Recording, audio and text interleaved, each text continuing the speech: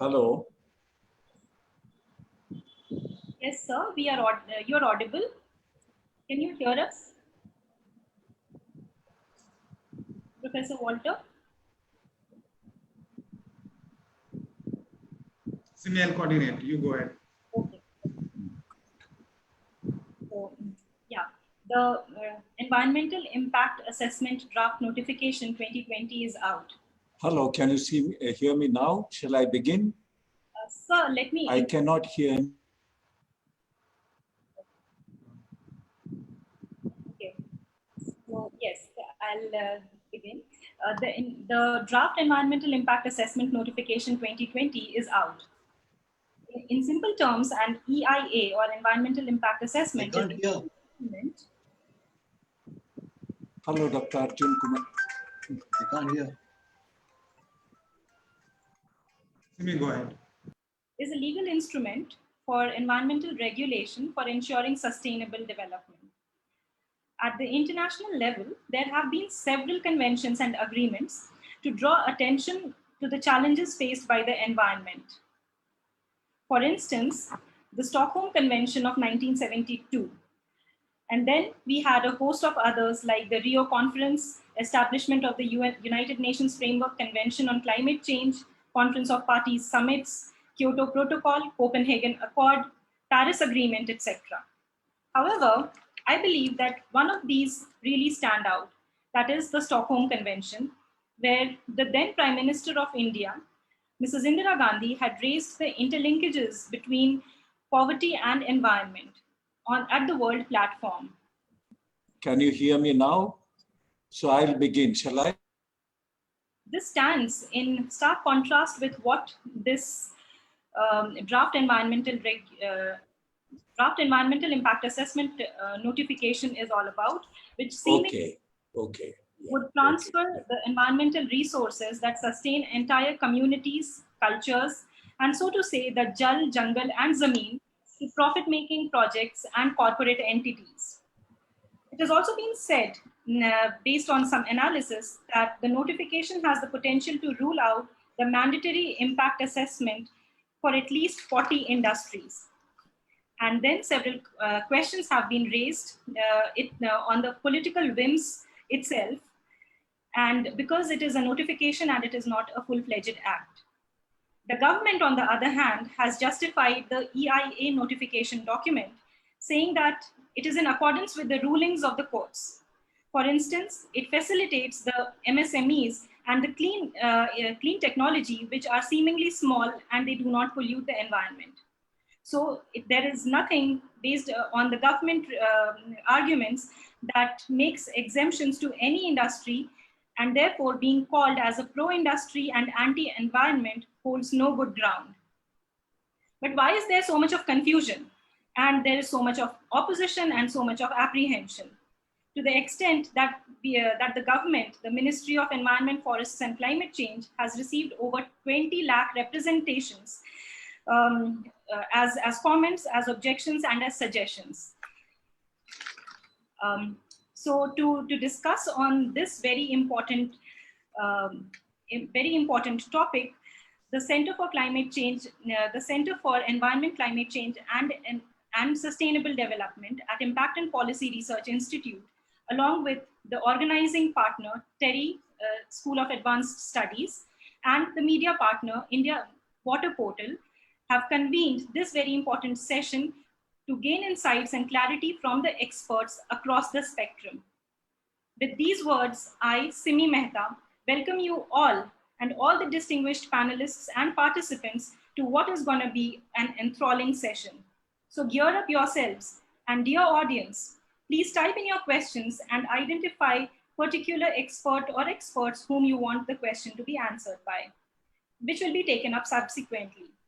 I now take this opportunity to introduce to you the chair for the session today, Professor Walter Fernandes, who is the founder director of the Northeastern Social Research Center at Guwahati. He has been formerly the director of Indian Social Institute in New Delhi and has been the editor of its quarterly journal, Social Action. His areas of specialization include tribal rights, land rights, livelihood issues, climate justice, peace initiatives, among others. He has numerous books, articles, and media pieces on these issues. One of his recent books include Search for Peace with Justice, Relations Across Borders, Uprooted for Whose Cost. Thank you very much, sir, for accepting our invitation to chair this session. And I now welcome you to make your opening remarks. Over to you, Professor Fernandez. Sir, can you hear us?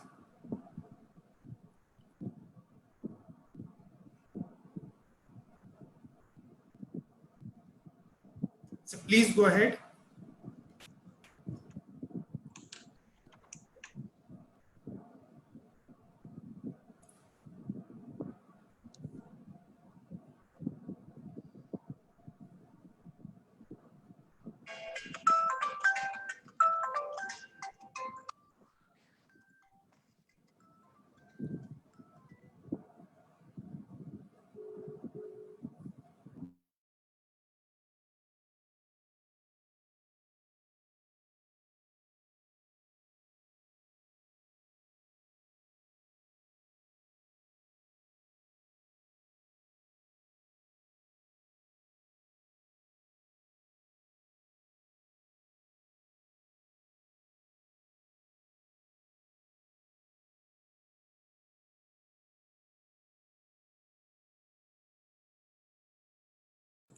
I'll just try once more to connect to Sir.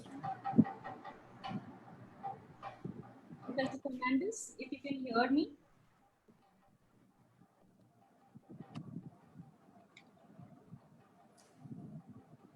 Yes, sir, yes, sir, you can start now. We all can hear you. Yes, yes, please.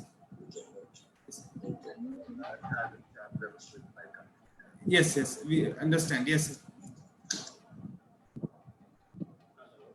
Yes, unmute, please, sir.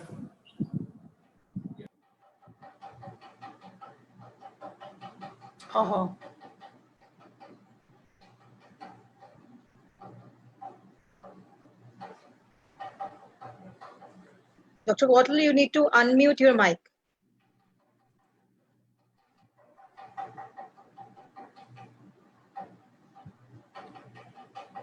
If you can unmute Professor Fernandez. Sir is not able to hear anything from computer. Arjun, as a host, can you unmute Dr. Fernandez? No? He has to unmute.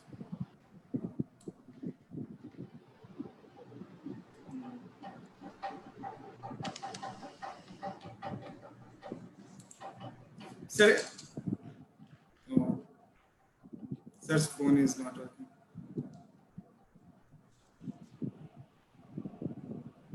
Yes, sir, you have to unmute there yourself.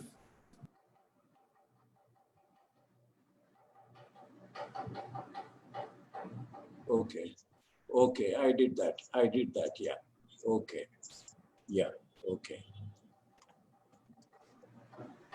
Hello. Am I audible? Yes, yes, sir.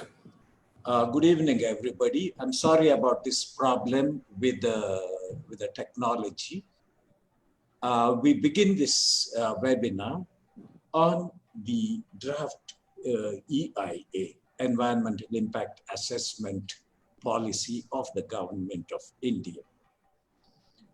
Questions are raised today about as earlier, as in the past, and much more today, on the whole relationship between economic development, people's growth, and the protection of the environment. Where do we stand today? Where does this policy stand?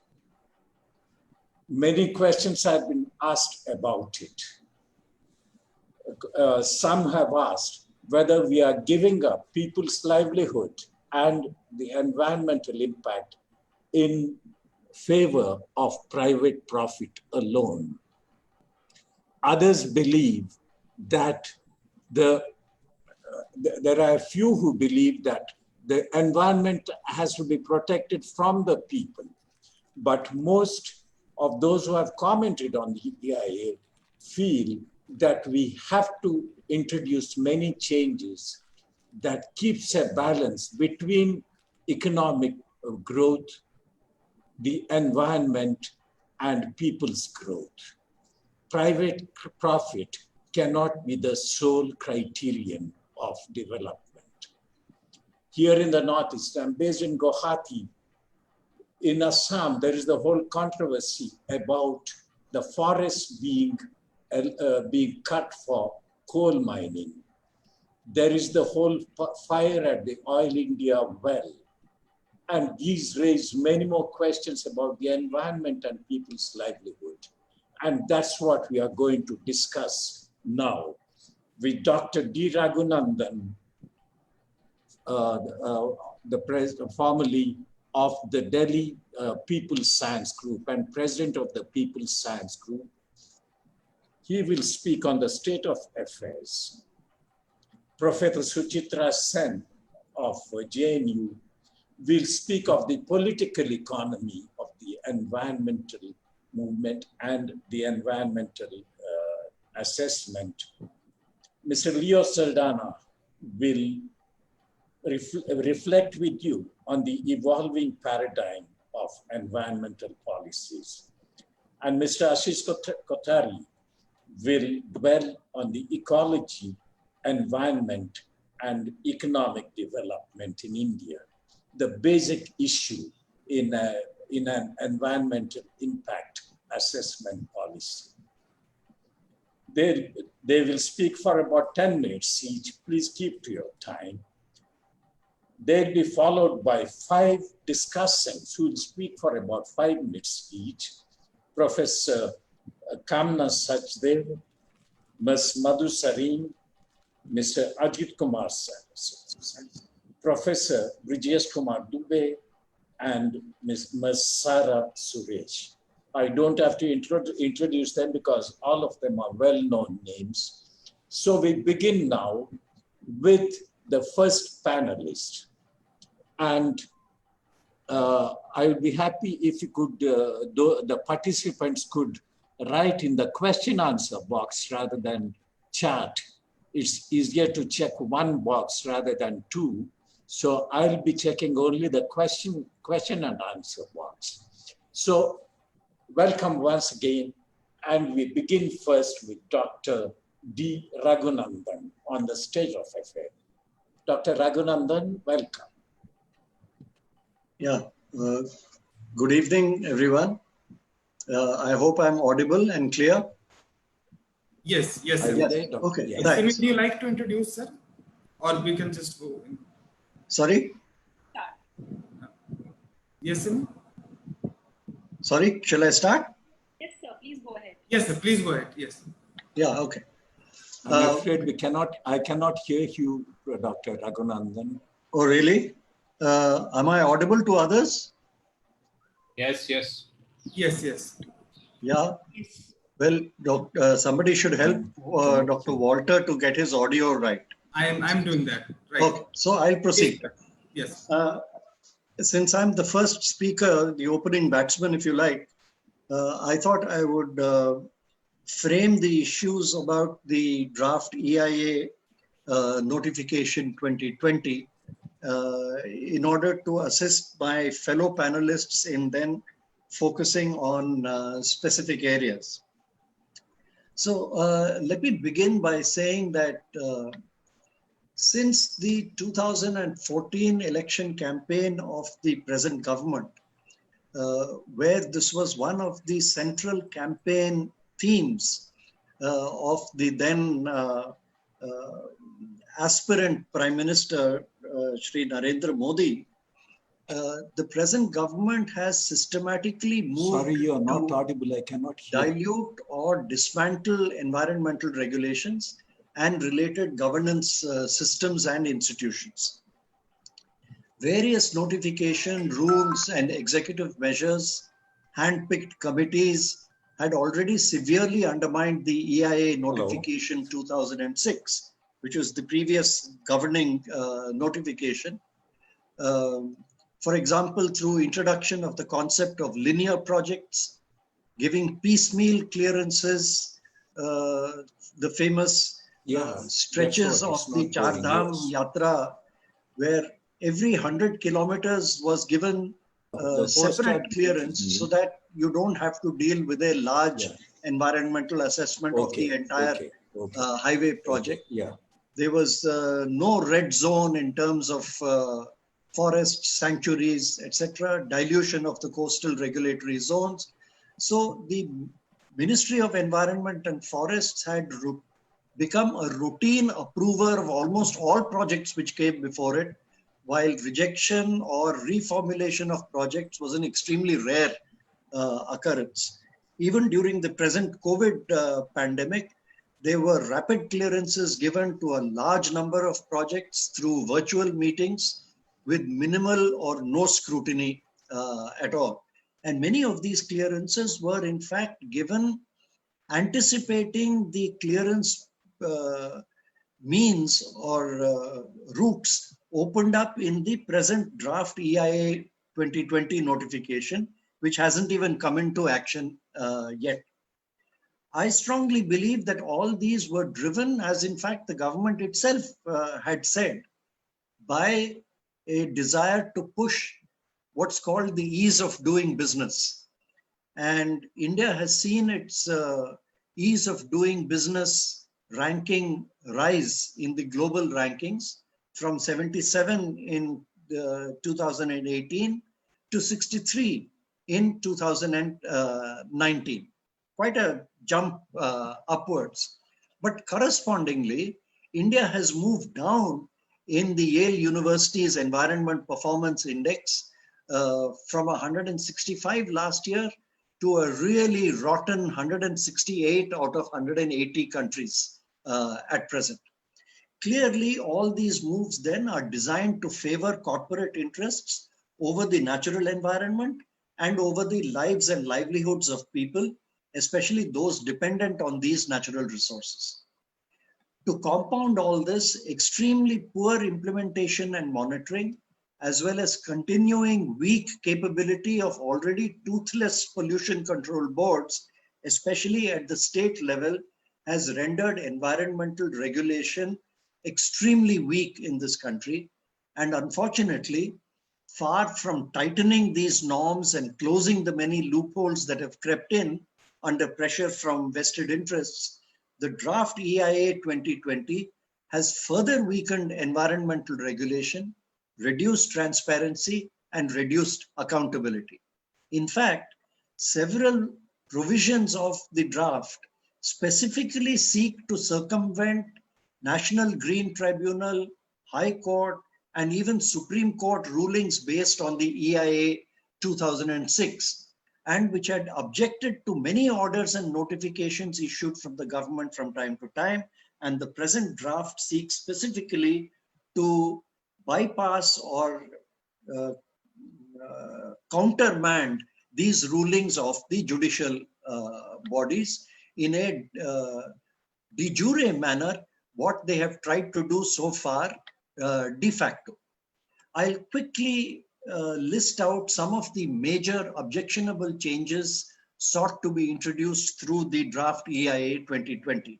I will not go through these in details, and I'm sure my fellow panelists will elaborate on different aspects of these, but some of the major issues. The first is there has been a wholesale reclassification of the different categories of projects, which were category A, B1 and B2.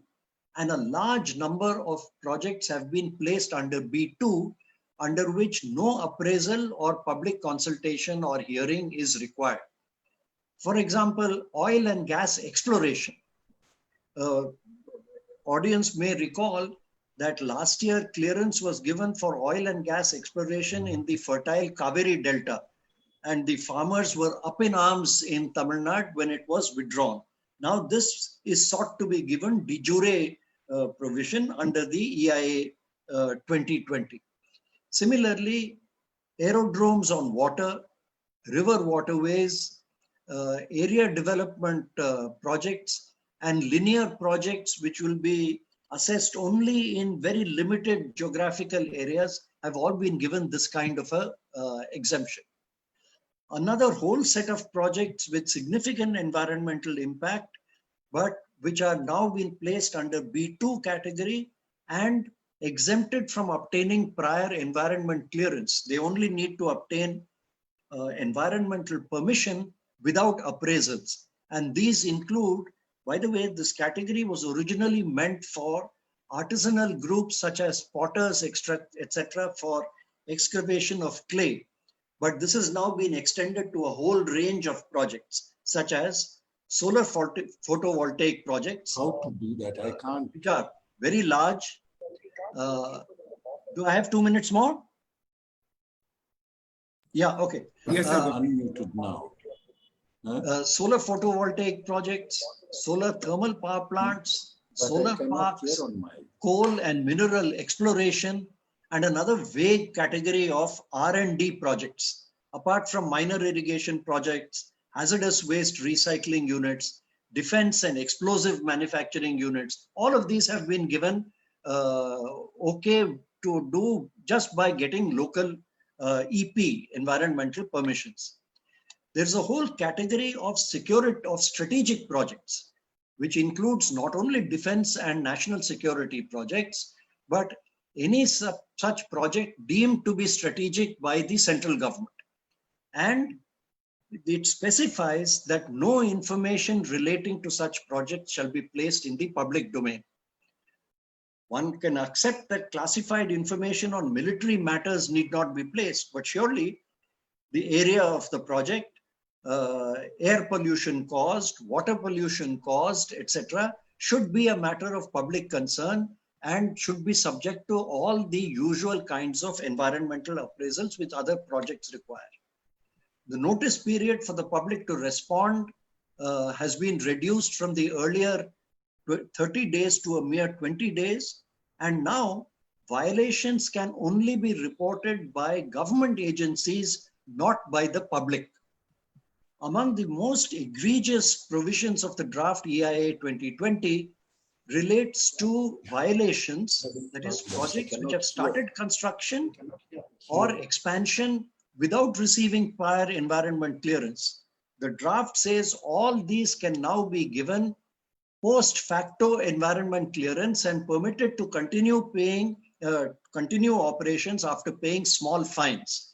The recent Vizag LG Polymers case is one such, which had been operating for a number of years without environment clearance. Now they can do so after paying a small fine.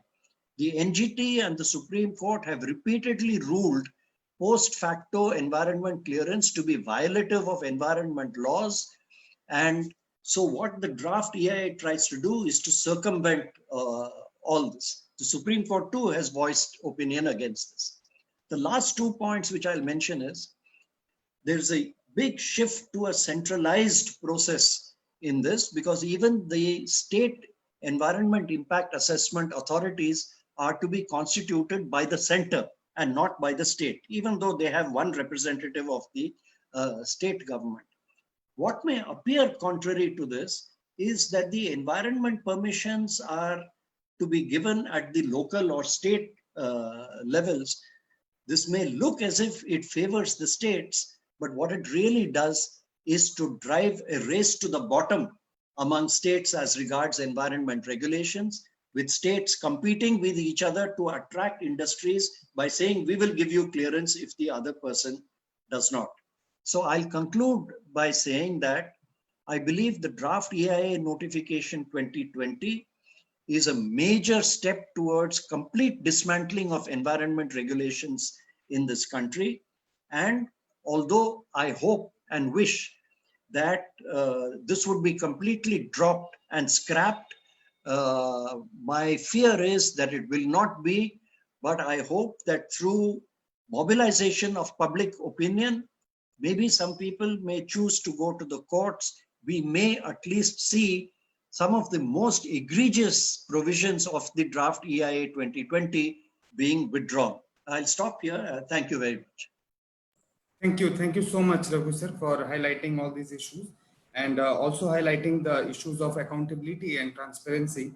more so responsibility in the management of our natural resources, and the economic progress does not has to be at that cost. And sir has also rightly mentioned that we are there for these causes, and into looking into intergenerational equity. There are many policy aspects also I want to touch upon, but without wasting any time, I think we should go to our next speaker. Simi, would you like to introduce Prof Sucharita Sen? Thank you. Thank you, Dr. D Raghunandan. It is always a delight to listen to you. I now invite Professor Sucharita Sen. She is a professor at the Center for the Study of Regional Development, School of Social Sciences at Jawaharlal Nehru University.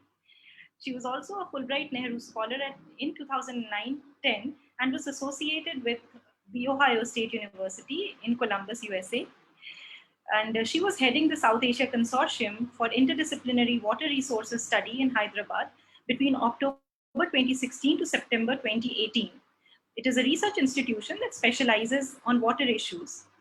She is an economic geographer and has published in the areas of agriculture, natural resources, and rural livelihoods in both international and national platforms. Her recent works are on labor, gender, water, and societal aspects of climate change, both in the context of peri-urban spaces around large metropolitan cities and rural India. She considers teaching as a passion and finds a great deal of satisfaction in engaging with students in the classrooms. So far, she has supervised over 50 MPhil and PhD students. Thank you very much, ma'am, for accepting our invitation. Over to you. Thanks.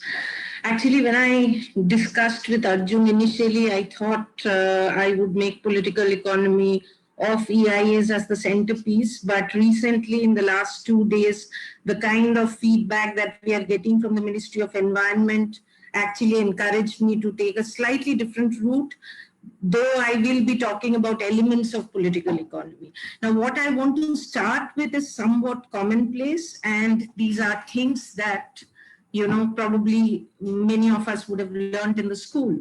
But I feel it has become necessary to reiterate all of that, given the kind of response the ministry has given, particularly to Jairam Ramesh's critique to the draft EIA. Two things which has been mentioned. One, that I'm paraphrasing, but one, that we can adopt a balanced trajectory between environment and development that satisfies the needs of both without any conflict with each other. And second, there was a suggestion that environmental destruction is actually reversible, and the minister actually gave the example of Delhi, which is much greener now. So what these two things assume is somewhat dangerous, is that it assumes that there is no trade-off or no contradiction between environment and development. Now, having said that, I would actually like to put forward this idea that some of the functions, again, we know about this, but it is not highlighted enough, that there are some commonalities in the functions of what environment does and what development does. What an ideal case scenario development, I mean, we have to define and redefine the term, and it is, the functions are not quite as separable as we make it out to be, though the processes through which they achieve this function is very different. So when we talk about development, the first vision in the current neoliberal regime which comes to our mind is a vision of investment, but try as we may, we cannot push the idea of, having additional employment generation and income enhancement leading to the benefits of all citizens as also the centerpiece of development, which has been neglected in the recent past. But we must remember this. Now, environment, I would like to categorize, I mean, they are not separable, but I would like to categorize its function as into 4 parts. The first is that it provides direct livelihood to people who are particularly women, tribals, are cases in, and it has sustained their livelihoods for a large number of years, and this needs to be mentioned, and therefore there's a class character to this dependence on, direct dependence on natural resources. The second is that it actually acts as a factor of production, so land and water and the quality and the quantum of it available actually, in direct, say, in economics terms, it serves as a factor of production. The third is that it provides environmental services, so gives us clean air to breathe in, clean water to drink, acts as a sink for the waste which are being generated, etc. And this element has a clear public health effect. The fourth thing, and the third and the fourth is really not separable, but I'm actually doing it.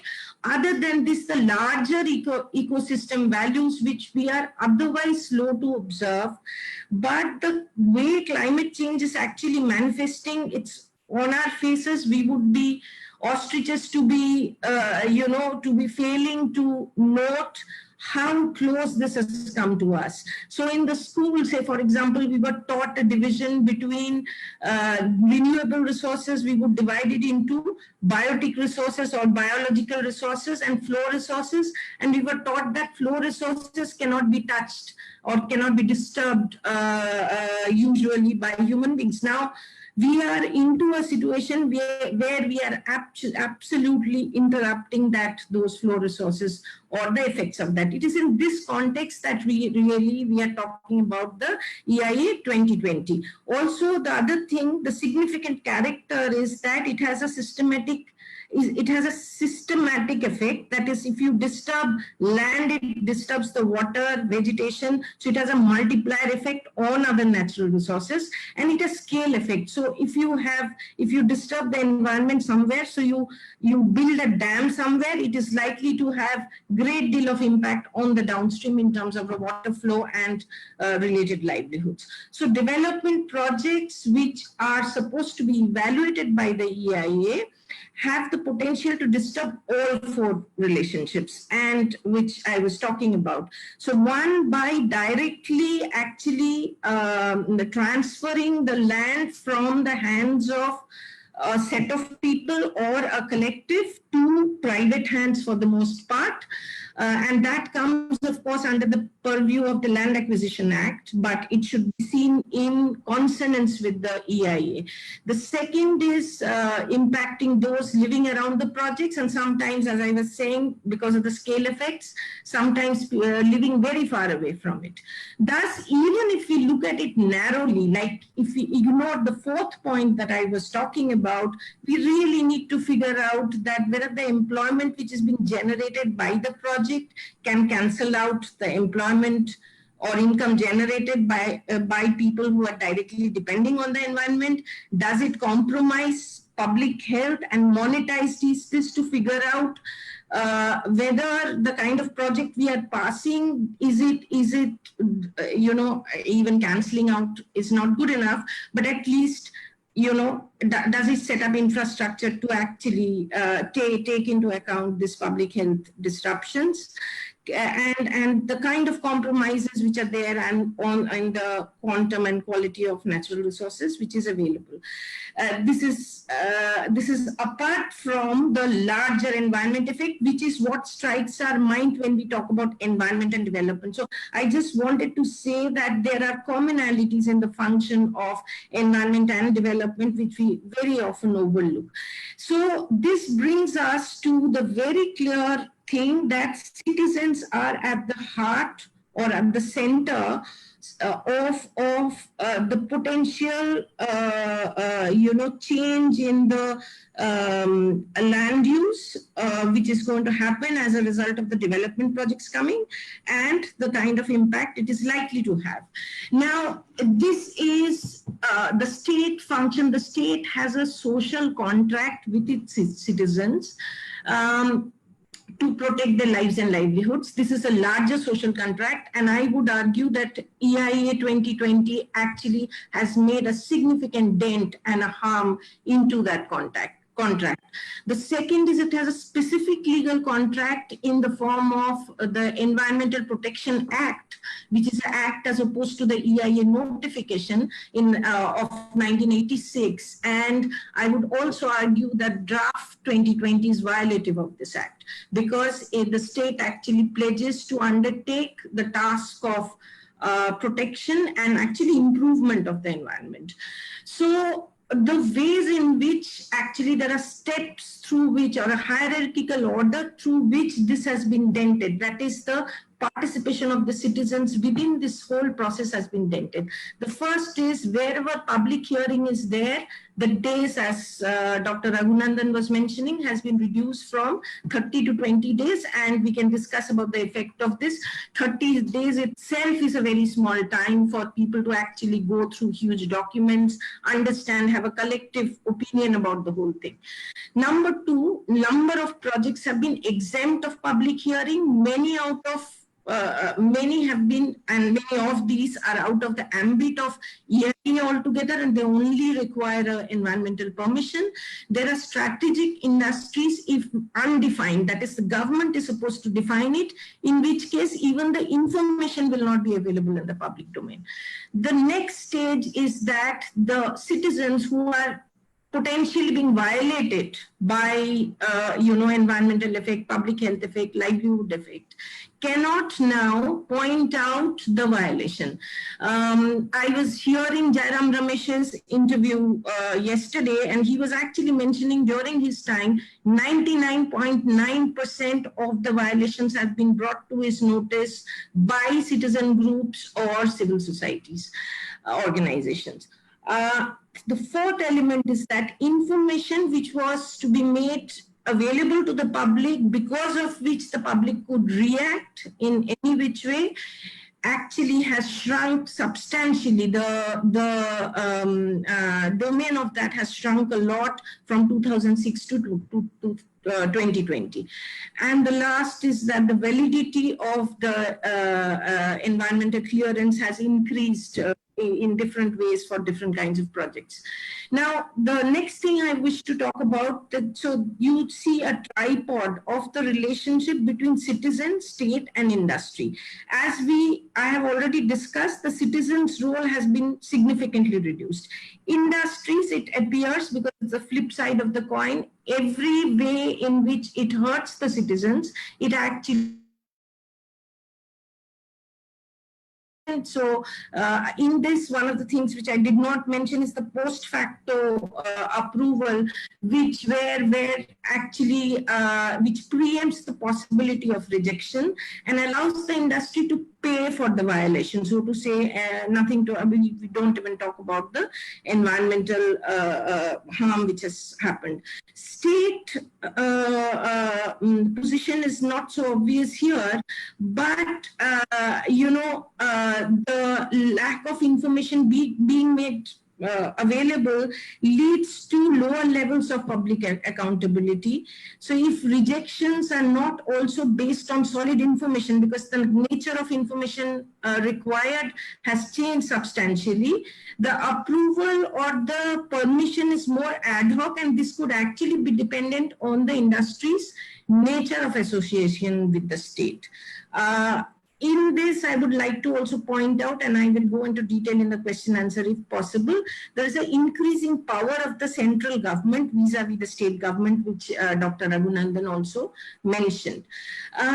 In terms of the reclassification or the sectors classification, there is this B2 category now, which does not require environmental EIAs. So the first thing is that I will just take up three groups here. The first is most of our look at the kind of development projects that we are having. Most of that is actually urban centric. The kind of expansions which you are having in the urban or the large metropolitan cities or around it constitutes a major part of it. Now, much of it or almost all of it is going to be outside the ambit of the EIA, because the building and construction limit has been raised to 1.5 lakh square meters, elevated road, flyovers, bridges, all these now come into the B2 category. So the entire urban expansion, which is one of the major ways in we are developing now, is outside the ambit. The second is in terms of the scale effect, which we do not understand properly. The irrigation project, large number of irrigation projects which transfer water from one place to the other are also, and also inland navigation is one of the things which also has a scale effect. They are outside the ambit. And third is in terms of public health, polluting industries like dyes, synthetic organic chemicals, bulk drug and intermediates, all of this are exempt so long as they are in small and medium sector. Now, I would like to sum up this whole thing. And, when you read or go through the EIA 2020, or you look at the changes which has happened between 2006 and 2020, or even the amendments to the 2006, which has happened much later in 13, you actually can not find, at least I could not find, I would like to be informed, it was impossible to figure out that the end objective is to protect environment. The entire focus is as to how, which Dr. Raghu has already talked about, has to facilitate the ease of business. So basically, we are using EIA as a barrier to, and we actually implicitly believe this, that this is a barrier to the so-called development. So there is no understanding about the irreversibility of the environmental degradation or its multiple effect on the citizens. This seems to have completely been bypassed from the minds of those who have drafted this notification. Now, the last thing which I wish to say is that we should not look at EIA 2020 in isolation. We should read and understand this from the recent changes in the labor laws, the national education policy, which has all happened now. And there are common binding features in all of this. Number one, all of this in a certain way would lead to disempowerment of citizens, poor or the marginalized. It strengthens, all of them strengthens the hegemonic order between the state and industry on the one hand and the citizens on the other. All of it in a way absolves the state of its responsibility of protecting what were meant to be public goods, whether it is natural resources or education. And it is so relevant. I cannot, stress on the relevance of this in an extremely iniquitous country like ours. And the fourth is centralization of the decision-making power. I think these are the ways in which we need to look at how our citizens are going to be faced, in the current, in the coming times. Thank you very much.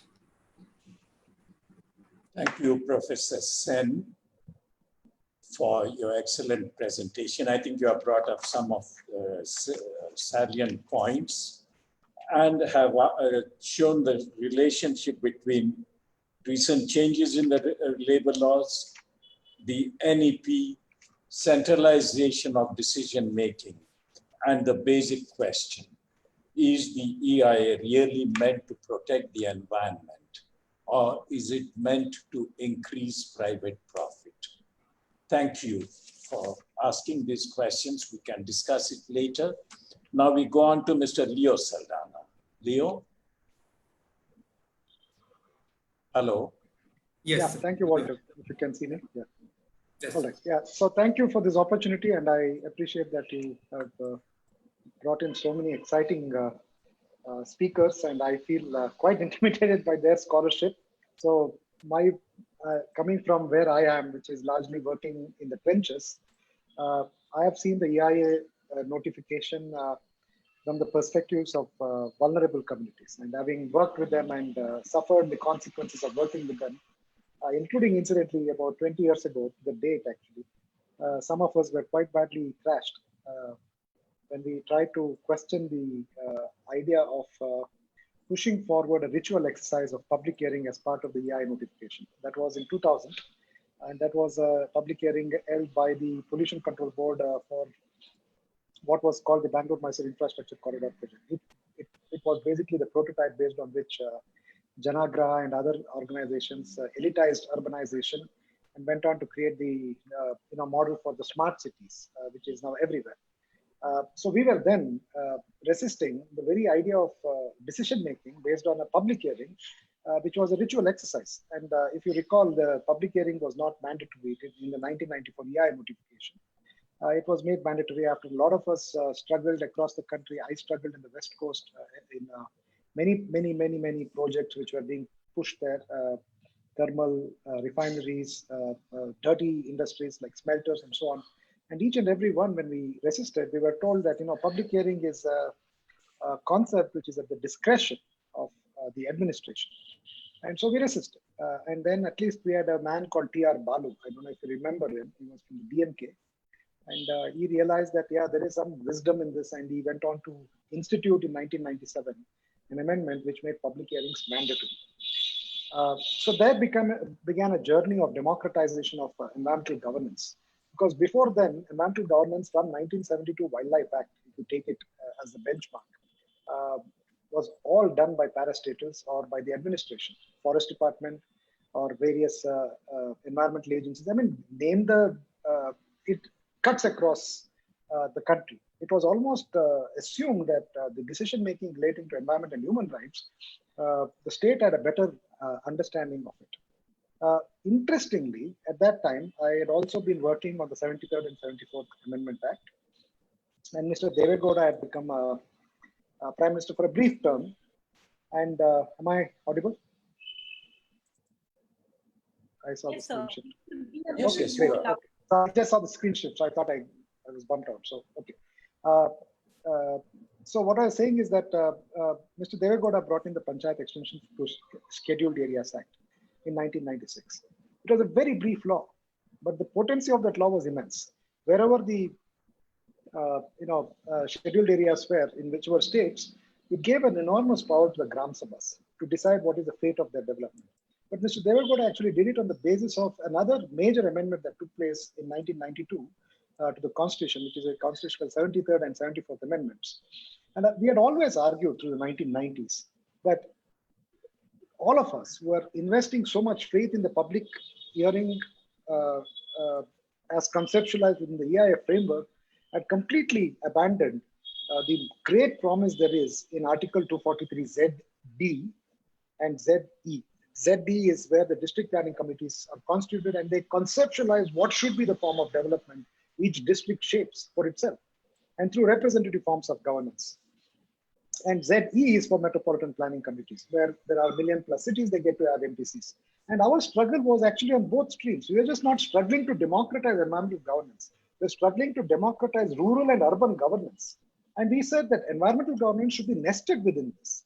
I recall that in 1996-97, we actually had a huge campaign demanding that the future of Dakshin Kannada region, as it was then called, but now it is Bengaluru and Udupi districts, should be envisaged by the people through their panchayats and through their town councils and etc.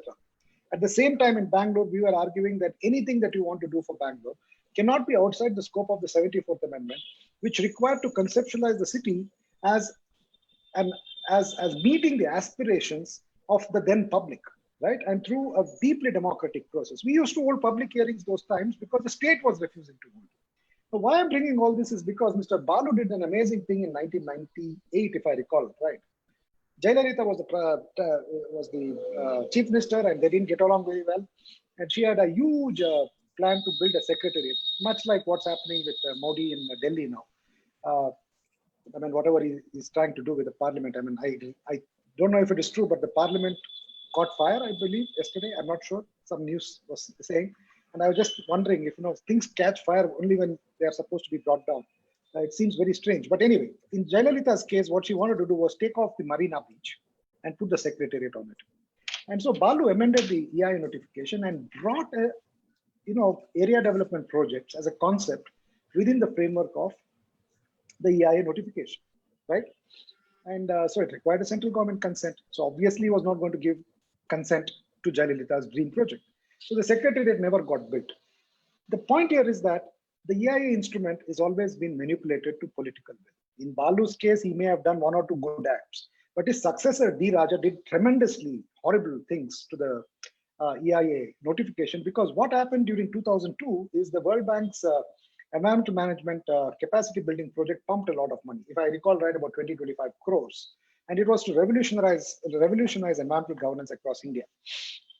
And we got into it and we said, what is the agenda here? And the agenda simply was to streamline it so that parastatals would take over environmental governance and not democratically elected bodies, right?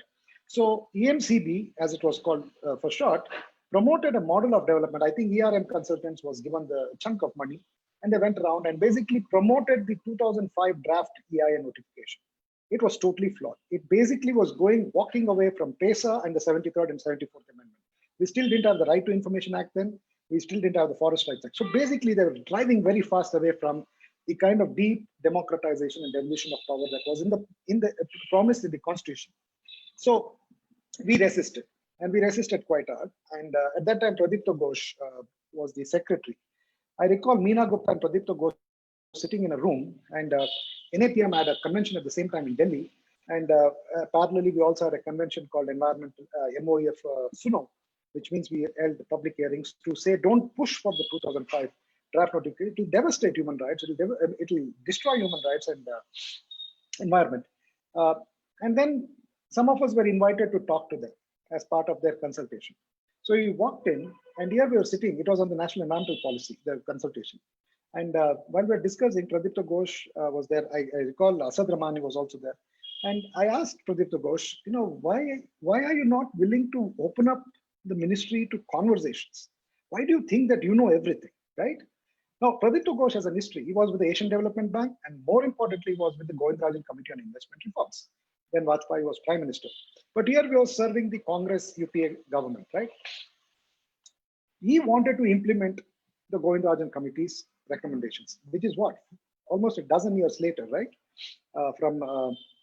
Sorry, not dozen years later, 3 years later, because 2002, the committee had submitted its recommendations, which obviously Vajpayee did not win an election. So it came to Manmohan Singh, and here Pradipta Ghosh was serving the committee's mandate by trying to whittle down any possibility of ensuring democratization of environmental governance would take place. So if you read the NEP, you will find it etched into the NEP that the entire environmental governance framework of India shall follow the dictum of Govindarajan Committee. And what it actually said was very straightforward. It said environmental and forest clearances have become bottlenecks to investment and growth, and therefore they need to be taken out.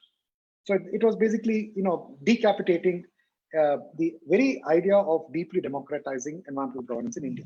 So the rest is all, very ritualistic, because 2006 notification came. Pradipta Ghosh retires. I think he joined TERI, if I'm not mistaken. But more importantly, 40 amendments take place. Now, throughout these amendments, I remember each and every amendment, right? Like I heard Raghunandan say that about, aircrafts landing. Why is that coming in the 2020 draft? It's because Loktak Lake as a project in which they want to bring in tourism, right? The same in Chilka, right? When it comes to why are metro and automobile projects not there? I mean, as if metro doesn't have impacts. Automobile sector doesn't impact the environment and human rights.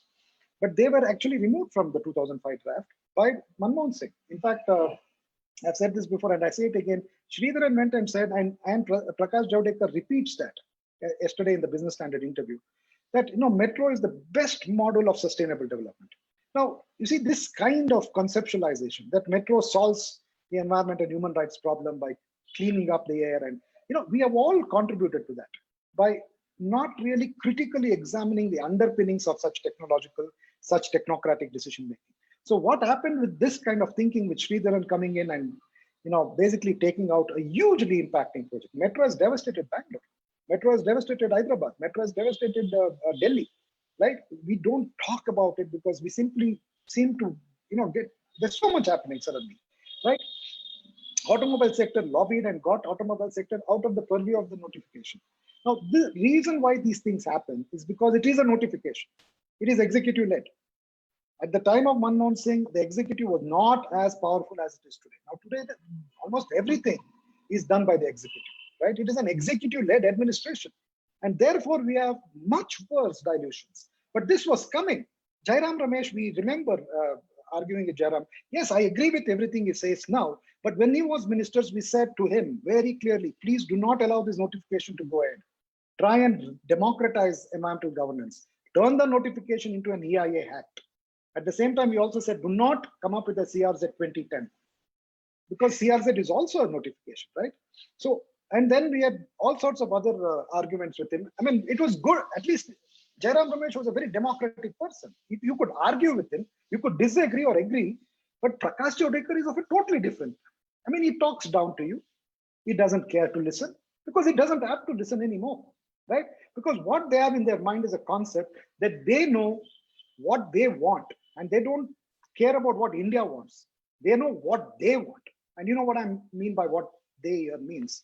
And here we have a serious problem that this is a system of decisions which actually enhances the power of the administration that is there in the center today. It also is a system of decisions in which it enhances powers of various state governments, be it in coal mining or nuclear or so-called strategic projects. Now, on the strategic projects, for instance, I have an argument with Jairam Ramesh also. We fought against the POSCO project along with the local people there. At that time, there were two committees set up. Both committees rejected the clearances given to the POSCO project.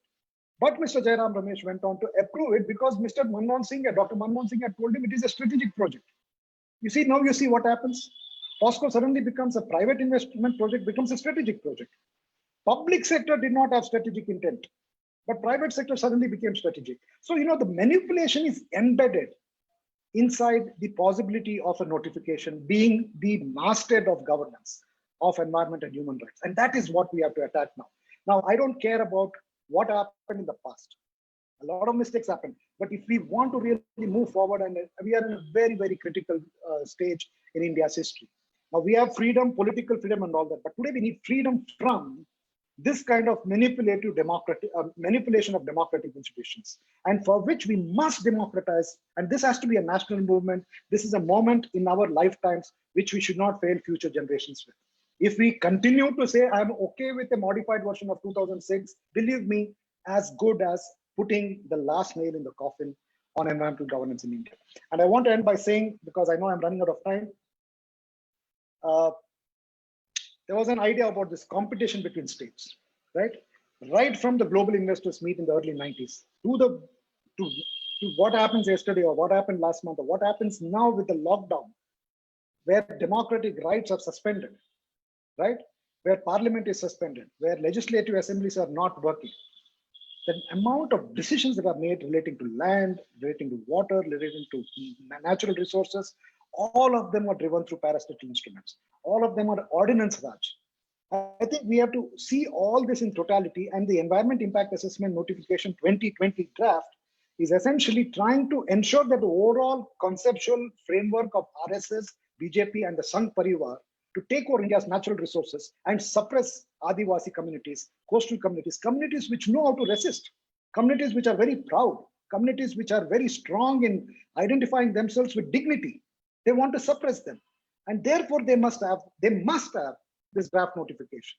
So I think if you can see this as clearly as I see it, if you can all collectively see it, I think this is a real freedom movement that we all need to fight. Thank you. Thank you so much, Leo sir, for highlighting this issue. Also globally, the issue after the pandemic, the climate change and this issue is of the paramount. All the international media is covering this. Sir has rightly highlighted few very pertinent issues that most of these powers are not going to urban local bodies or local self-government, but going to these parastatals. We have seen the same things in our smart cities mission, where we have special purpose vehicles, and those are away from the ambit. And the consultation which is taking place, that's just for the namesake. And as Leo sir has highlighted so many things, that this is actually going to some limited Babu control or the clearances which it is going from. And sir is rightly highlighting freedom from these kind of manipulative institutions. And I would just add that going ahead, we have this national infrastructure pipeline of more than 110 lakh crores, where we have more than 7,000 projects. And these projects will also be done by these parastatals and this new institution. Similarly, we have smart cities, Amrut, Bharatmala, Sagarmala, Metro, and all we discussed. Also now agricultural infrastructure fund and other things has also been seen. So in this aspect, we also have to see, without losing any time, we'll just go to our next speaker. And Simi, would you like to introduce, please? Thank you very much. Thank you, Dr. Arjun, and thank you very much, Leo sir. It is always it is always a music to listen to you and gain a lot of your very important perspectives. So now I invite Professor Kothari. He is the founder member of Kalpvriksh. He is the member of many people's movements. He has taught at Indian Institute of Public Administration. He has coordinated India's National Biodiversity Strategy and Action Plan. He has served on the boards of Greenpeace International India, the ICCA Consortium, and he also helps coordinate the Vikalp Sangam, Global Tapestry of Alternatives, and Radical Ecology Democracy. He is the co-author and co-editor of Churning the Earth, Alternative Futures, and Pluriverse, a post-development dictionary. Thank you very much, sir, for joining us. I welcome you, and over to you, sir. Thank you. Thanks for this opportunity. I have the advantage of going after three fantastic speakers who've actually laid a lot of the ground.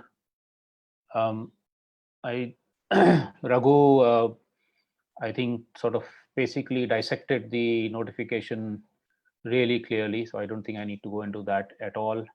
Sucharita very nicely talked about the various benefits and services and functions of the environment for us, and how development, these kinds of notifications don't actually serve the purpose of respecting those kind of functions and services. And Leo, in his usual sharp manner, has laid out what has happened to environmental governance in the last few, not just few months and years, but the last few decades. So I'm going to try and build on some of this. I think, to my mind, the environment regulatory regime in India has always been very weak, because it has been, environment has been considered to be marginal compared to notions of development. This has been since we started our planning processes and so on, but especially since 1991, when India moved into a process of globalized economic development, of moving its economy into the global economic regime of exports, imports, privatization, and so on and so forth. The book we did, which you mentioned, Churning the Earth, goes into a great amount of detail on what happened since 1991 and how systematically environmental regulations and laws that were very hard fought and came in during the 1970s and 80s were whittled down, bypassed, or basically just ignored. And this has happened systematically, repeatedly by all the governments in central government power. The current one is just probably the most horrible, but previous governments have not necessarily been much better with regard to how the environment is treated. I think, therefore, so unless we actually fundamentally reimagine what development itself is, we're always going to be fighting a losing battle. And what I'd like to do over the next 5-10 minutes is to actually lay out what I think are 4 or 5 crucial shifts, mind shifts, cultural shifts, shifts in economy and politics that have to happen if we want not to repeat the kinds of things that have happened, and not to have notifications like the EIA one that we're all fighting against right now. We have to challenge the notion that development is growth at any cost. Virtually every country in the world, except with the exception of Bhutan and maybe more recently New Zealand, has taken economic growth as a mantra, as something that's kind of God-given, that everybody has to go in that direction. And we've heard repeatedly finance ministers and developmentalists saying we have to have growth at any cost. And they're being honest, it is actually growth at any cost, whether it's at the cost of the environment or people's displacement or whatever it is. Unless that itself is fundamentally challenged, there's a problem, because you cannot, and this is so clear in the COVID times, you cannot possibly have, and with climate crisis, you cannot possibly have infinite growth, which is to say ever increasing use of energy and materials on a finite planet. And I think it's very interesting and important for us to remind ourselves and to tell all young people, especially because people have forgotten that the root of the word economics and the word ecology are the same, which is oikos, which means our home. Now, as somebody very astutely asked once, if ecology is about understanding our home and economics is about managing our home, how can economics be outside of ecology? How can we manage a home that we don't understand? Okay, And so, in fact, all economics departments need to be within a department of ecology or a school of ecology or a university of ecology. In fact, it's usually the other way around. And ecology often is not even a subject within economics. So my first point is to rethink of what development or progress or well-being is from the point of view of understanding that anything that we do has to be within an understanding of our ecological limits. And that also then means respecting the rest of nature. Just as we want human rights, just as we want me to respect you as a human being, we also have to learn or relearn from indigenous peoples, especially how to respect the rest of nature, and that the earth is not meant just for human beings. That's number one. We don't have the time for me to go into details on what that means, what kind of restructuring of the economy it means, but I think I'm just trying to lay out some fundamental principles here. Second, the notion of environmental or ecological justice. Sucharita very rightly talked about a class factor here. So, for instance, when a decision is taken by the government of India to auction coal blocks in the middle of forests in central India, who is taking a decision for whose benefit and with at whose cost becomes a very important question to ask. So the notion of ecological and environmental justice, which is nowhere in the EIA notification and has not been part of the environmental regulatory regime at all, is exactly this. If I am to benefit from that coal auctions because there will be thermal power, which I will be able to use my laptop on and meet all of you online, but the Adivasis in central India and the tigers and the elephants and whatever else exists there are going to be displaced, there is clearly an issue of injustice here. And that injustice ties in to other forms of social and economic inequalities, whether it's class or it's caste or it's gender. We should never forget the fact that environment and how it's dealt with in India is intertwined with the issues of social and economic injustice that we already have as an underlying factor in India. And especially gender and casteism, I think, are issues that we have to look at, or for instance, how Adivasis are treated by non-Adivasis. The third important point here is, what do we mean by progress and well-being and development? Now, we have taken GDP growth as being the sole indicator of development. It's actually, to my mind, amazing, maybe not so amazing, but it's tragic that even if you look at the sustainable development goals of the United Nations, which everybody's supposed to be following, and most people are happy about, one of the 17 goals is economic growth.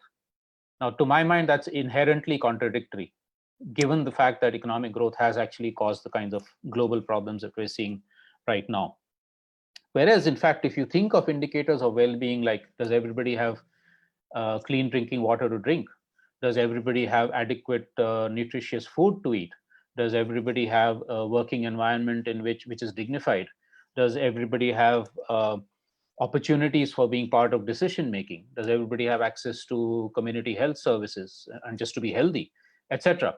If we think of these as very fundamental and mostly qualitative indicators, some might be quantitative, mostly qualitative indicators, we actually rethink development in a very different way.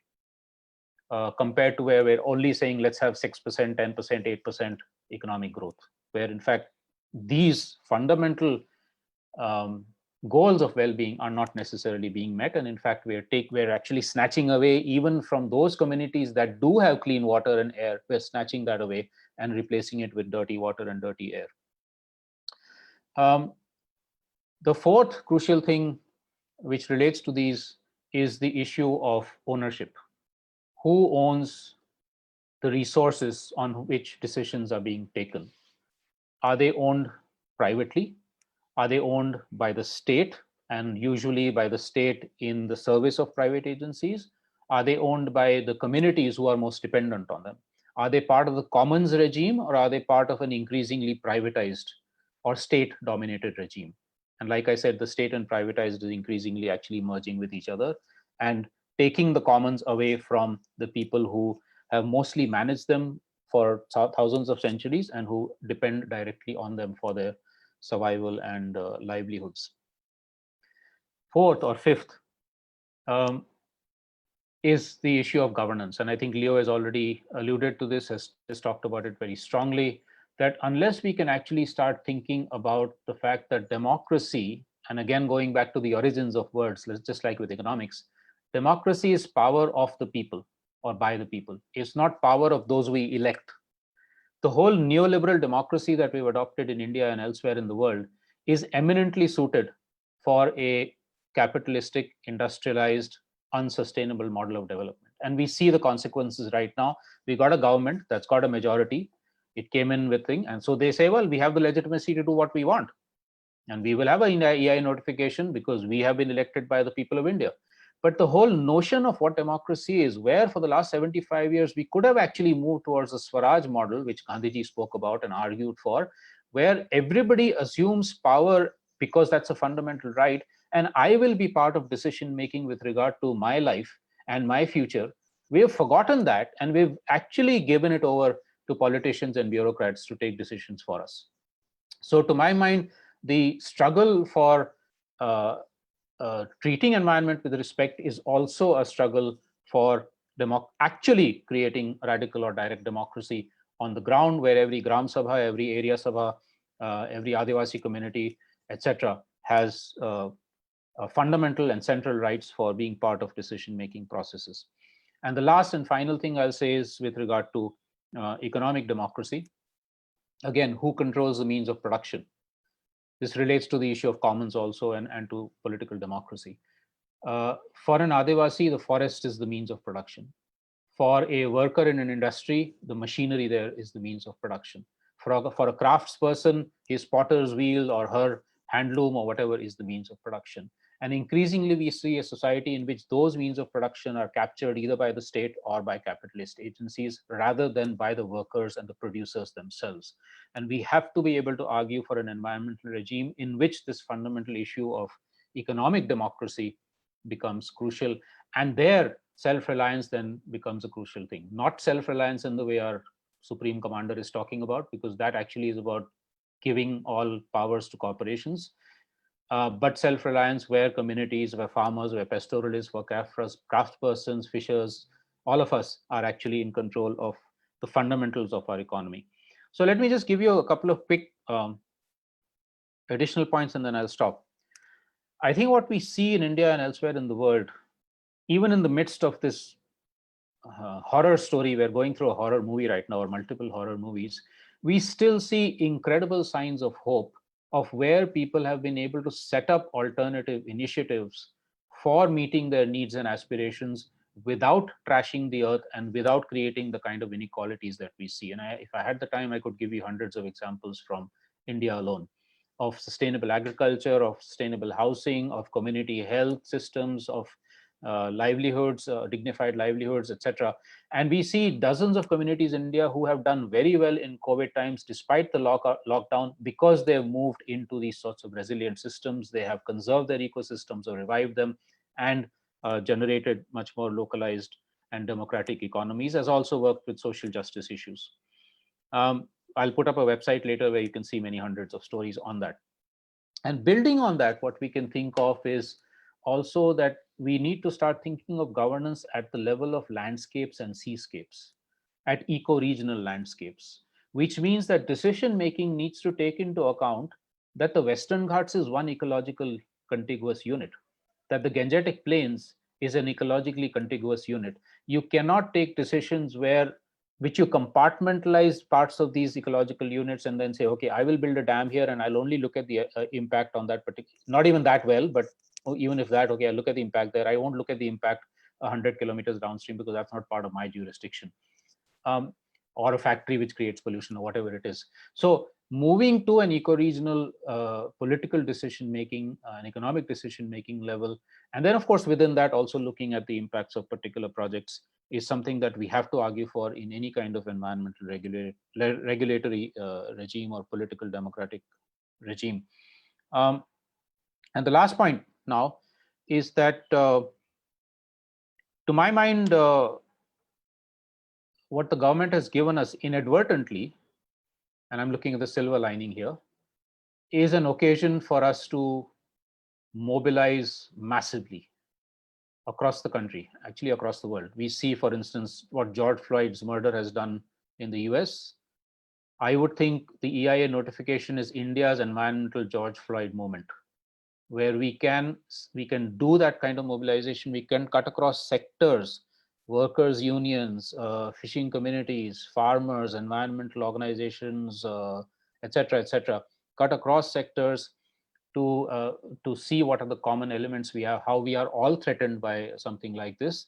And to my mind, I think the youth mobilization that has taken place in the last month or two, which has actually shaken the government, which is why they tried to take down the websites of these youth organizations, is a fantastic indication of the fact that perhaps, just perhaps, this crisis has given us an opportunity, including the COVID crisis, has given us an opportunity to collaborate and mobilize much more strongly. And we need to take that opportunity. Thank you.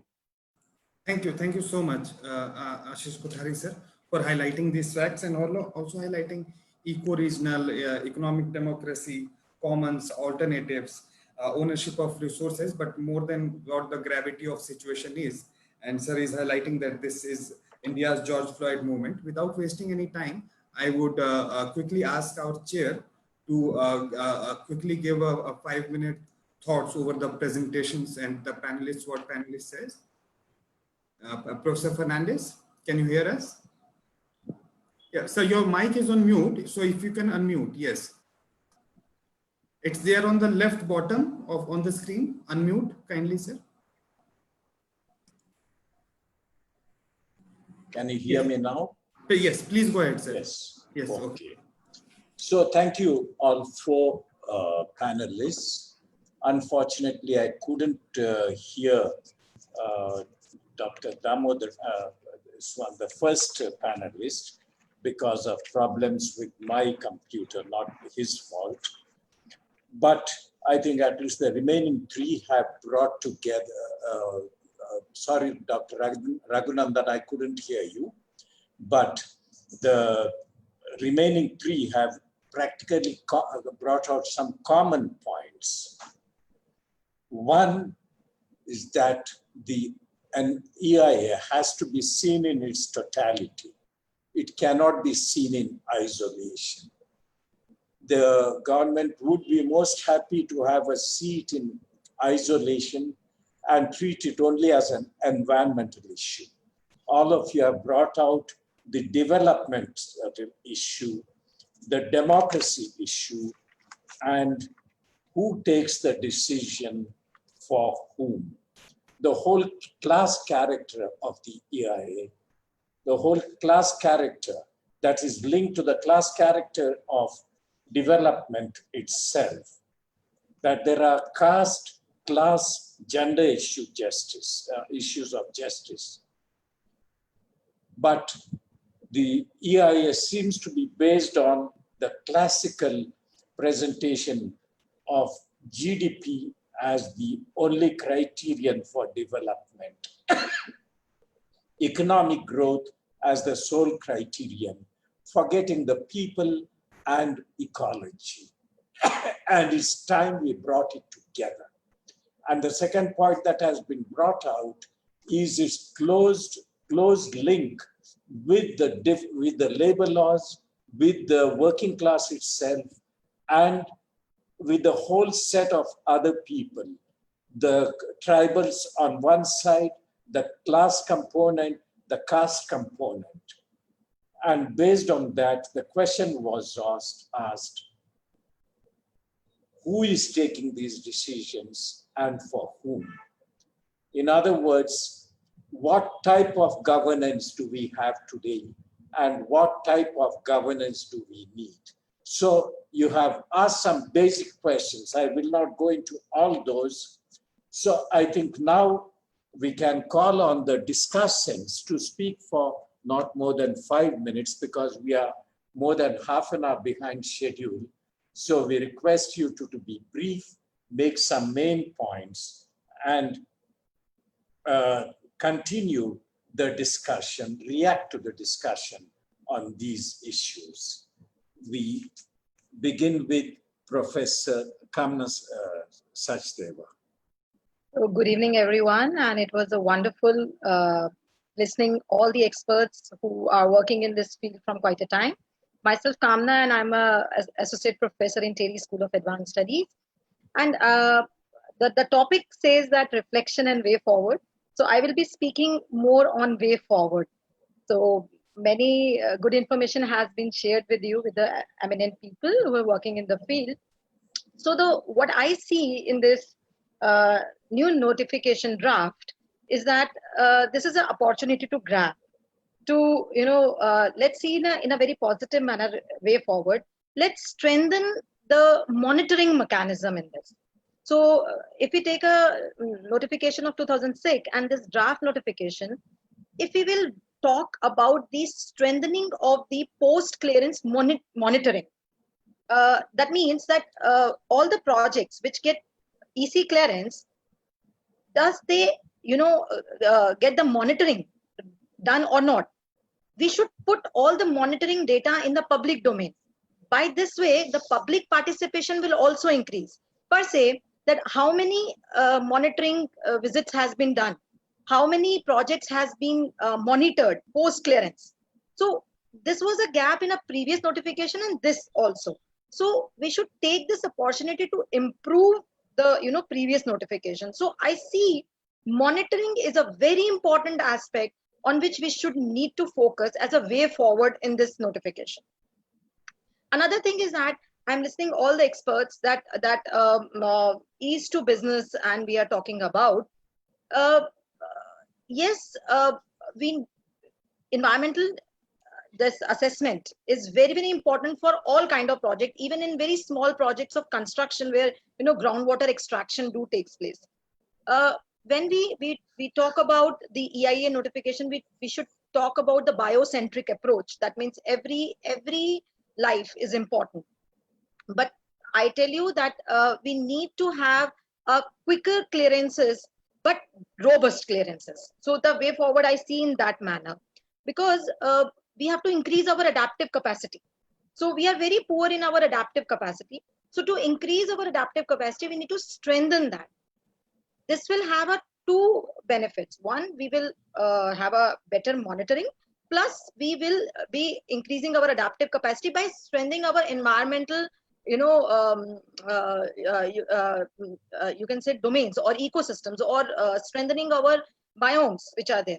So through this EIA, we should grab the opportunity to, improve our environment, to strengthen monitoring mechanism, putting everything in public domain in that manner so that participation automatically comes. So this will be creating a pressure on the government that, everything is in public domain, so that, we need to be better in monitoring and other stuff.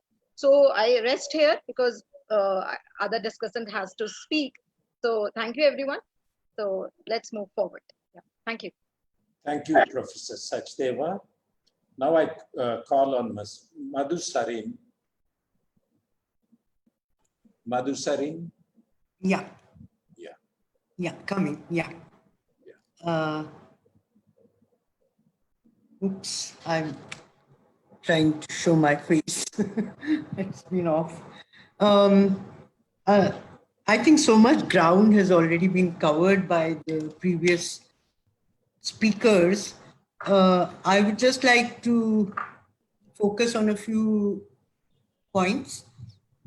The first is, given that the EIA notification will impact everybody and ideally, should be accessible to all the people, especially those in remote areas whose resources are likely to be impacted.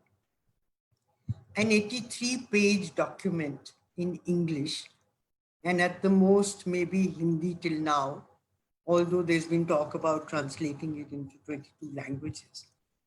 How accessible is it?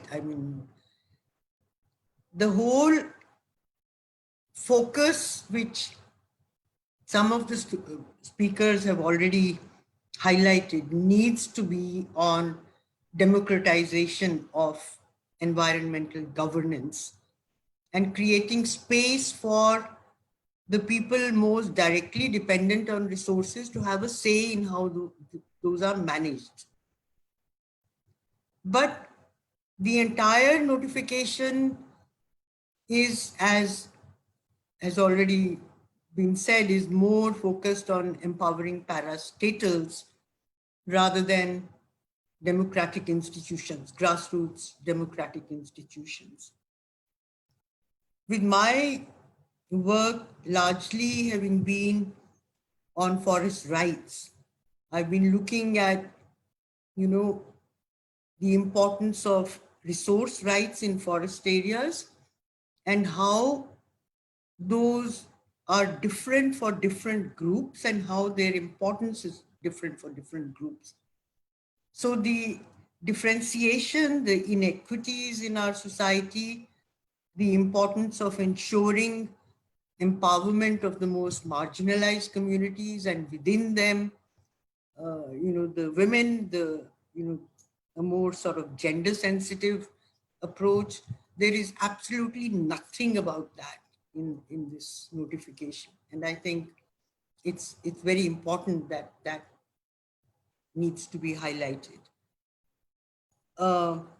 Then this whole thing of, ex post facto clearances, etc. And I was just trying to imagine, people who are fighting, who've been fighting against projects in their areas, and suddenly they find that that project has got ex post facto clearance and there's nothing left.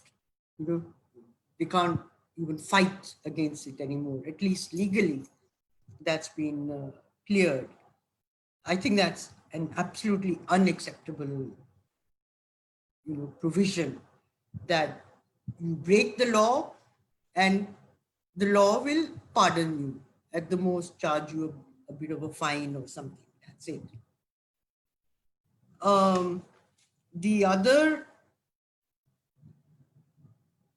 thing, I think the other really worrying thing in this whole notification is weakening the public consultation process, because unless people who are going to be directly impacted have a say, have space to have their voices heard, there is no meaning in having any public consultation. So just giving 20 days notice and,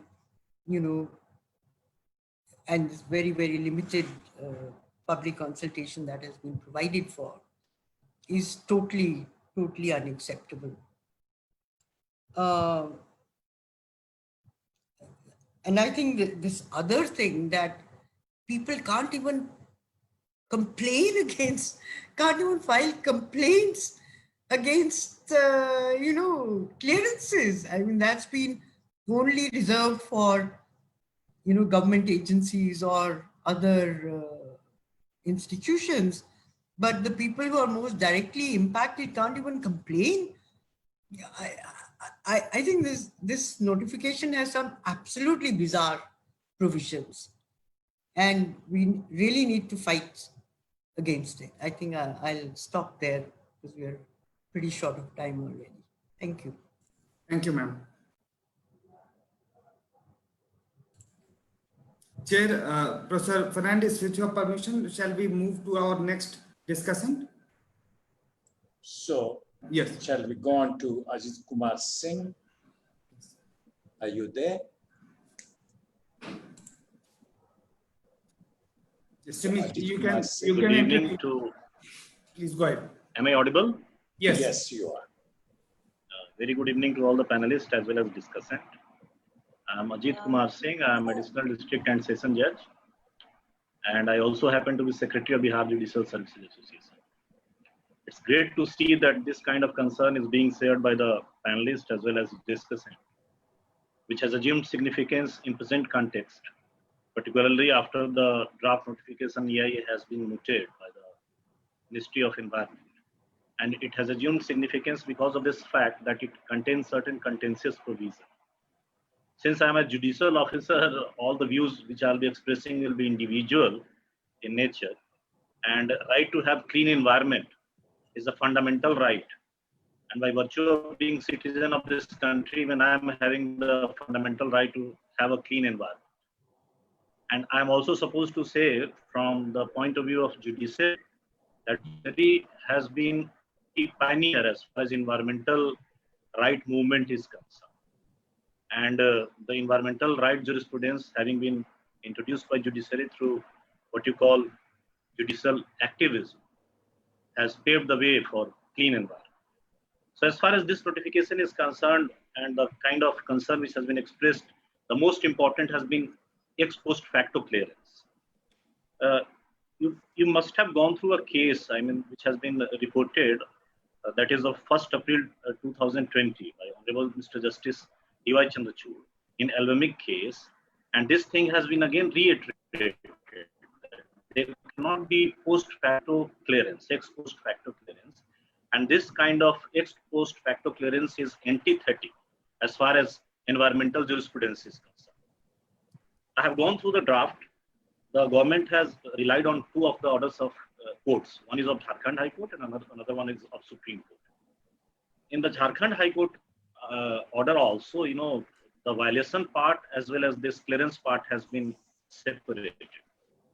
This has been further considered in Albamic case, but this should not be set as a precedent because the project which have already started, they have been given clearance or they have not been closed down, and they have been asked to pay compensation of some of the amount for the restoration of the environment. But that does not mean that court has intended to make it a precedent and this kind of activity should be allowed to be done unabated. So Ministry of Environment draws its power from constitutional scheme as well as legal frame. The constitutional obligation is there in form of directive principle of state policy under Article 48. And then again, Section 3 of Environmental Protection Act, which says that central government for the purpose of protecting and improving the quality of environment and preventing, controlling and abating environment pollution may come up with any sort of thing. So now what remains to be seen that the notification which is being mooted is in consonance with this or not. Now it is being criticized that environmental ministry is focusing more on developmental aspect and it is ignoring the environmental concern. The environmental concern have been relegated on the back seat, whereas developmental concern has been given the precedence. And this is what the concern has been expressed by most of the panelists while saying that the ease of doing business is being intended to be furthered. And that's why this kind of arrangement is going to be made. I think that the environmental ministry, for that matter, is supposed to be more focused on the environmental aspect. For the purpose the ministry itself exists. I think that what is being mooted is definitely being registered by the public. The environmental ministry has itself conceded that it has already received 1.8 million view as far as public is concerned. So if that view is pouring in, if public is coming in such a large number, then definitely the concern of public cannot be ignored. So from judicial point of view as well, what was being told by the panelists that this fact has been reiterated by the Honorable Supreme Court in number of cases, that this kind of arrangement is not at all tenable. Despite that, we cannot have this kind of framework which is being mooted. In Honorable Apex Court in Albamic case has also reiterated the same. So we cannot go on to have a regime which is being mooted, and definitely it requires to be revisited and reconsidered. The Environmental Ministry has stated, the Honorable Minister has stated that the draft is not final, and definitely the concern of all the stakeholders would be considered before coming up with the final draft. But the need is to see that the basic purpose for which Environmental Protection Act has been enacted should not be allowed to be diluted. And this is not only constitutional obligation of the state, but it is also the legal framework, existing legal framework, which is supposed to be taken care of before coming up with any sort of final draft. Now, we live in democracy, definitely, and there is duty of the government to bolster the tenets of democracy and democratic principles.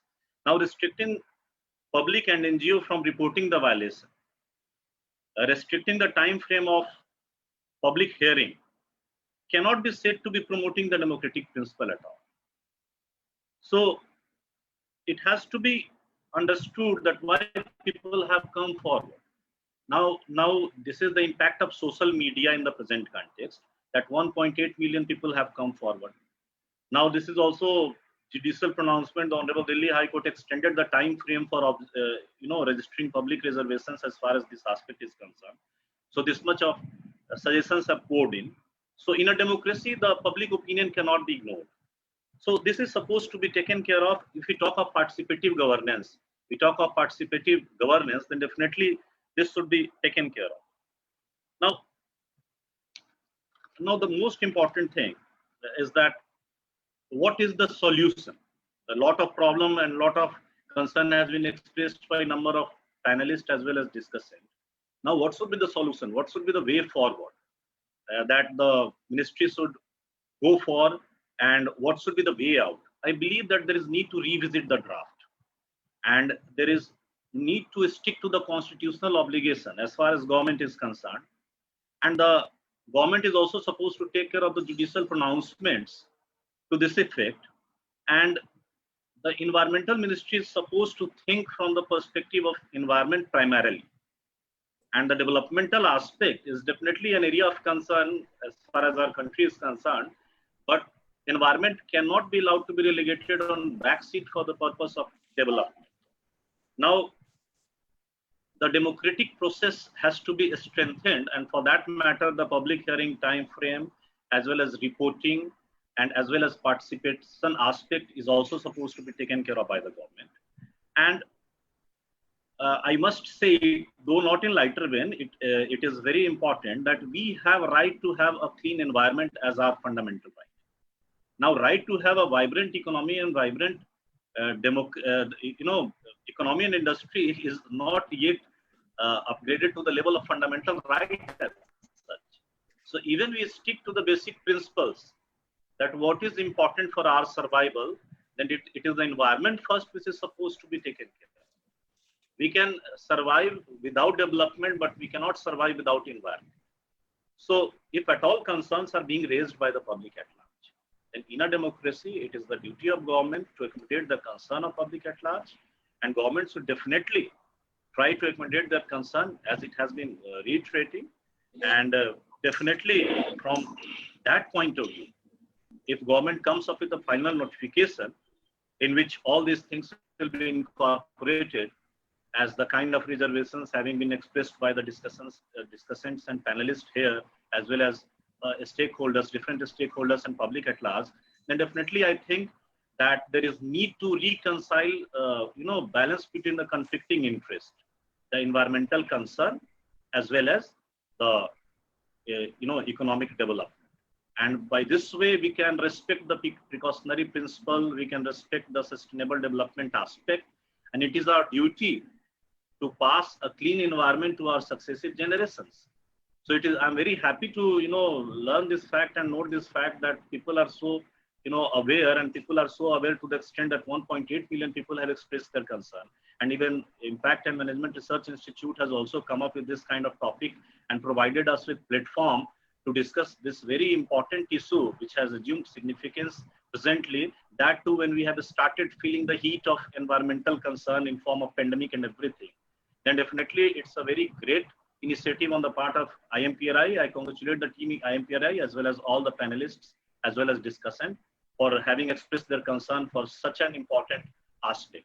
One more thing I just missed, ex post facto sanction. Honorable Supreme Court expressed its concern in Almemic case that fine, if you give ex post facto sanction to a project, then it's okay. It may be, Honorable Supreme Court did not say it explicitly, but what in a case that if a project has already started and if violation aspect is being dealt with fine and whatsoever, but what if later on it is not getting environmental clearance? The government has not comprehended this situation, that what in a case if project has already started and then it does not conform to the rules and environmental clearance is not accorded to it, then it has already caused damage to the environment and it cannot be restored. So there are major flaws in that, major area of concern in the act which are supposed to be addressed by the government. And I believe that government, while being alive to its constitutional obligation and keeping in the view the legal framework, existing legal framework, will definitely come up with some pragmatic measures. One more thing was being, discussed in one of the debates wherein it was said that earlier also, in earlier regime in 2006 TIA, the clearance ratio was 100%. In 100% projects used to get cleared. So what purpose would it serve if an existing framework is already serving the purpose up to 100%? Whether we are going to improve further, the answer is no. Then for what this is being mooted? So these are all issues which are definitely going to be considered by the government. And right from the very beginning, Environmental Protection Act came into being in 1986 pursuant to that Bhopal gas tragedy. And then after that, 94, there was EIA. And again in 2006, there was EIA. And none of it talk about ex post facto sanction.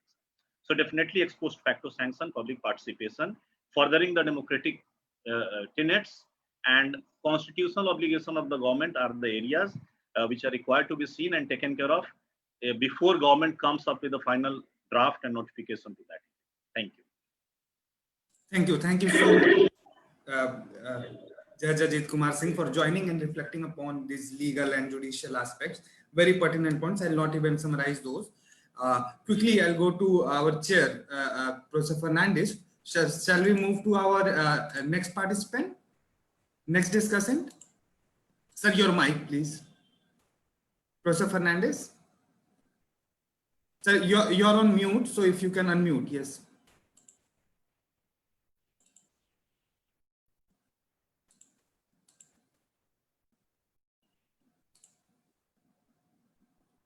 Professor Brajesh Dubey, are you ready? Yes. Sure.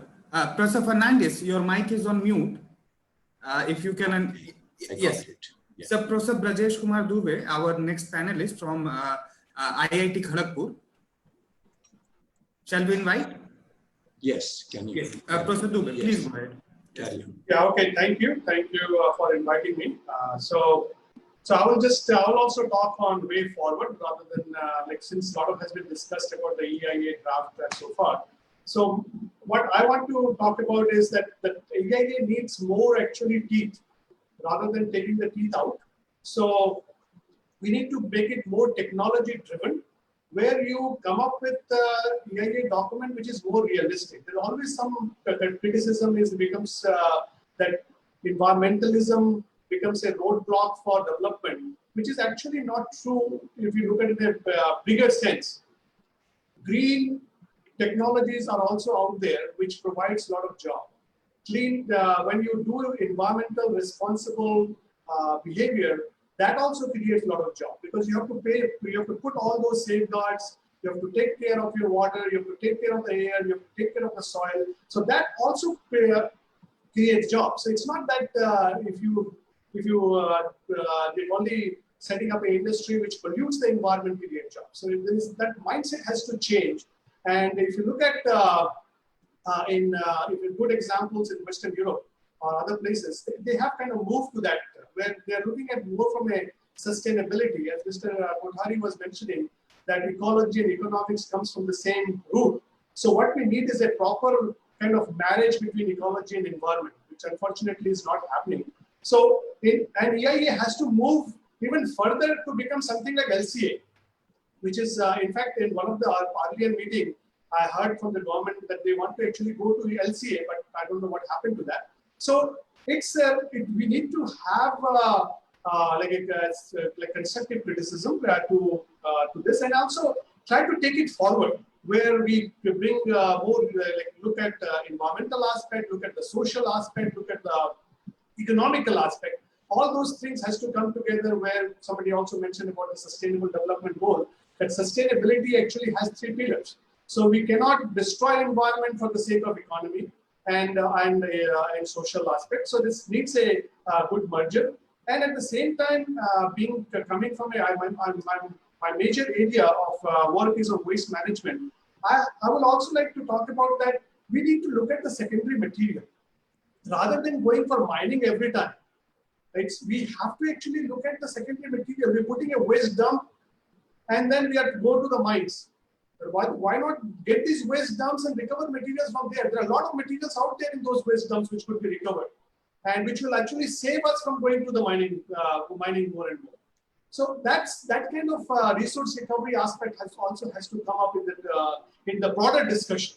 And looking at technologies, green factor, there are tools out there today which actually helps you to decide environmental friendly technology, taking into consideration ecology aspects in totality.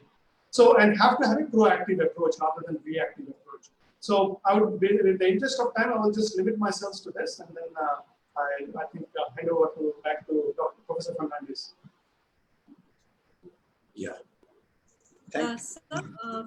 Professor Fernandez, since we are a little beyond time, can I have your permission to extend it for another, say, half an hour at max? So that we can no problem. Carry on. Thank you very much. Please tell the panelists to be brief and then questions to be brief. Yes, okay? Yes. Thank you. Next, we have a very thriving student, Sarah, from Symbiosis University, Pune. Sarah has been writing a lot in many media. Sarah also has a small PPT to share with us. So Sarah is representing the students' voice and what the youth are highlighting and looking into. Sarah, are you there? Yes. Sarah, your video is not on. Okay, sorry. Am I audible? Okay. Yes, audible. It's good. Yeah, but I can't share my PPT here. That will happen. Yes. Try now.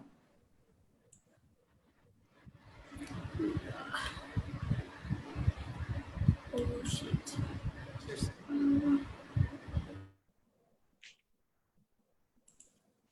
Yeah. Carry on. You are muted, Sarah, somehow. Yeah. So I don't have my PPT here. Is it fine? Like I can't share it here. I don't know what to do. You can look at the share screen and then choose.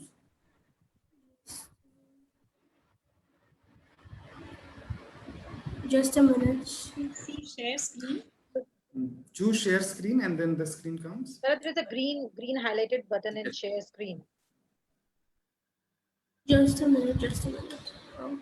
Bottom near the chat. In the middle. Oh, I don't know. I can't do it. You can if you can quickly email us to us. What? No problem. No, or you can go on. You can go on. Go on. Okay. Sure. So I'm myself Sarah Suresh, a student of Symbiosis Law School. Thank you, organizers, for giving me this wonderful opportunity. And I feel totally intimidated by all the amazing speakers here. So to start with, I'll just sum up all the key issues of Draft EIA 2020 with the reports and articles along with. So I've already written an article about EIA on Quint. You can look into it. But most of the information were already shared by the discussants and the panelist members. So to start with, the first main issue is the post-facto clearance of the present industries. So basically, I would like to just share one report of Chennai Solidarity Group under the name City in the Forest, Birth and Growth of IIT Madras. So what happened according to the report is IIT Madras between the period of 2001 and 2013 has acquired 52 acres of land and has constructed 37 buildings which did not have any ECs and statutory ECs. But what actually happened according to the report of Scroll is that the regulatory authorities of state government passed all the environmental clearances to the institution after accepting an apology letter from them, just stating the reason that it is a very highly reputed institution. Now, moving forward, the next issue is like most of the activities and projects were exempted from public consultations and environmental clearances. Now, if you look into it, R.P. Gupta, who is the Secretary of Environmental Ministry, he told that when he was asked the question, why is many projects being exempted from the public? He told that the Environmental Ministry has acquired enough experience to rationalize all the clearance process themselves. So now moving forward, the next issue is the definition clause. Even though we have 60 definitions, it is pretty difficult for the tribal people or normal people to comprehend it. Even the definition of strategic term, as mentioned by one of our panelists, Dr. Ashish Kothari, the term strategic is not defined properly, and the other information is that definition of border area being not defined properly. So the thing is, all the linear projects in the border area are primarily not covered under public consultation, which would include northeast states like Shimla. And another main problem with the EIA draft is that the validity period of environmental clearances like mining project, River Valley project, and other projects which has been expanded, like for mining, it has been extended to 50 years. So now, moving forward, another primary issue is the language issue. Now, if you see, the draft has been released in 5 languages: English, Hindi, and Nepali, Marathi, and Odia. But the constitution recognized 22 national languages, and the Delhi High Court has produced a contempt notice to the central government, which was again stayed by the Supreme Court. And the central government stated a day before yesterday that they are planning to release the draft in a Tamil language. But on the other side, there is no information about releasing it in any other languages, or whether the suggestion box will be open again or not. Now, I would like to move to another main issue, that is non-adherence of this draft with the constitution principles and environmental jurisprudence. So as Mr. Leo Saldanha, who told about how public importance, like public participation is quite important. So we have 73 amendments, 74th amendment, which talks about Panchayati Raj systems and Nagarpalika acts, which was basically actually brought in for inclusion of public to participate in the decision-making process. We have 5th, 6th schedule, which talks about special governance for tribal and scheduled areas, but those provisions were not adhered to by the government. So the public actually has the right to ecology, right to environment, and right to livelihood, right to quality life, which was not taken into consideration by the state. And according to DPSP, the state has the duty to protect the environment and the citizens. Now, I would like to conclude by saying that, so if you take environmental jurisprudence of India, the principle of intergenerational equity, that is the sustainable development, is quite important, and it forms the cornerstone. Like the principles of precautionary principle and polluter pays principles come under its domain. But right now what happening is every generation is getting worse than the previous generation. So if at all, what happened with, okay, one more thing is the monitoring mechanism. So now public is not able to file their violations or non-compliance report of industries, and the project proponent himself have to file the complaints every once in a year, which doesn't seem to be a very good idea after what happened with LG Polymers in Vizag, Vapi in Gujarat, and many more of LG, many more, so much. So what I want to say is that in 1984, Bhopal gas tragedy taught us to enact Environmental Protection Act 1986. And now we have many things like Assam Oil India Limited blowout, and the Hingpatka is illegal mining, which was going on for 13 years, and LG Polymers teach us to take environment as a priority rather than economy development. Thank you, Sarah. Very nice, very good effort. Thank you for joining. I will quickly now go to our chair, Professor Fernandez. Would you like to add anything, or we can? Dr. Sinimeta will help us to do the Q&As, question and answer. So, do you want to comment anything, or then we can move to the question answer round? I think we better go to question answers because there's very little time, and this one. Ashish Kothari and Professor Raghunandan have already informed us that they have to leave at 6:30. Yes. So I suggest that if they are still there, those who have questions for 2 of them, please leave them now very short questions so they can answer and go. Right. Simi, please, over to you. Thank you very much, sir. And it was really a very, very... Please try to be loud, Simi. Your voice is very less. Yeah. Please try to be loud. Yeah. Yeah, thank you very much, Professor Fernandes. It was indeed a very insightful session. There have been a number of questions which have already been answered by some of the panelists to whom it was answered. So we save a little bit of time there. There are a few questions for the panelists. One of them is for Professor Sucharita Sen, which is decentralization and devolution of environmental governance, often used in the policy framework languages. But what it actually does is more centralization and expulsion of public from decision-making process. How the two contradictory aspects are adapted together. The next question is for Professor Sachdeva. When the rules and regulations are fundamentally flawed, do you think that a monitoring system will make any improvement? Shouldn't there be first rigorous assessment and then monitoring? Those responsible for a flawed system will not create any effective monitoring system. Your views on that, ma'am? And there's a question for Mr. Ajit Kumar Singh. In fact, Ms. Madhu Sareen had raised this question, and in fact, it is directly to the judiciary, that you violate the law on the one hand, and then you are pardoned for it. So how does this reconcile with you being as a legal practitioner? And then there is a general question as to as what Professor Kothari had mentioned as to the Floyd movement.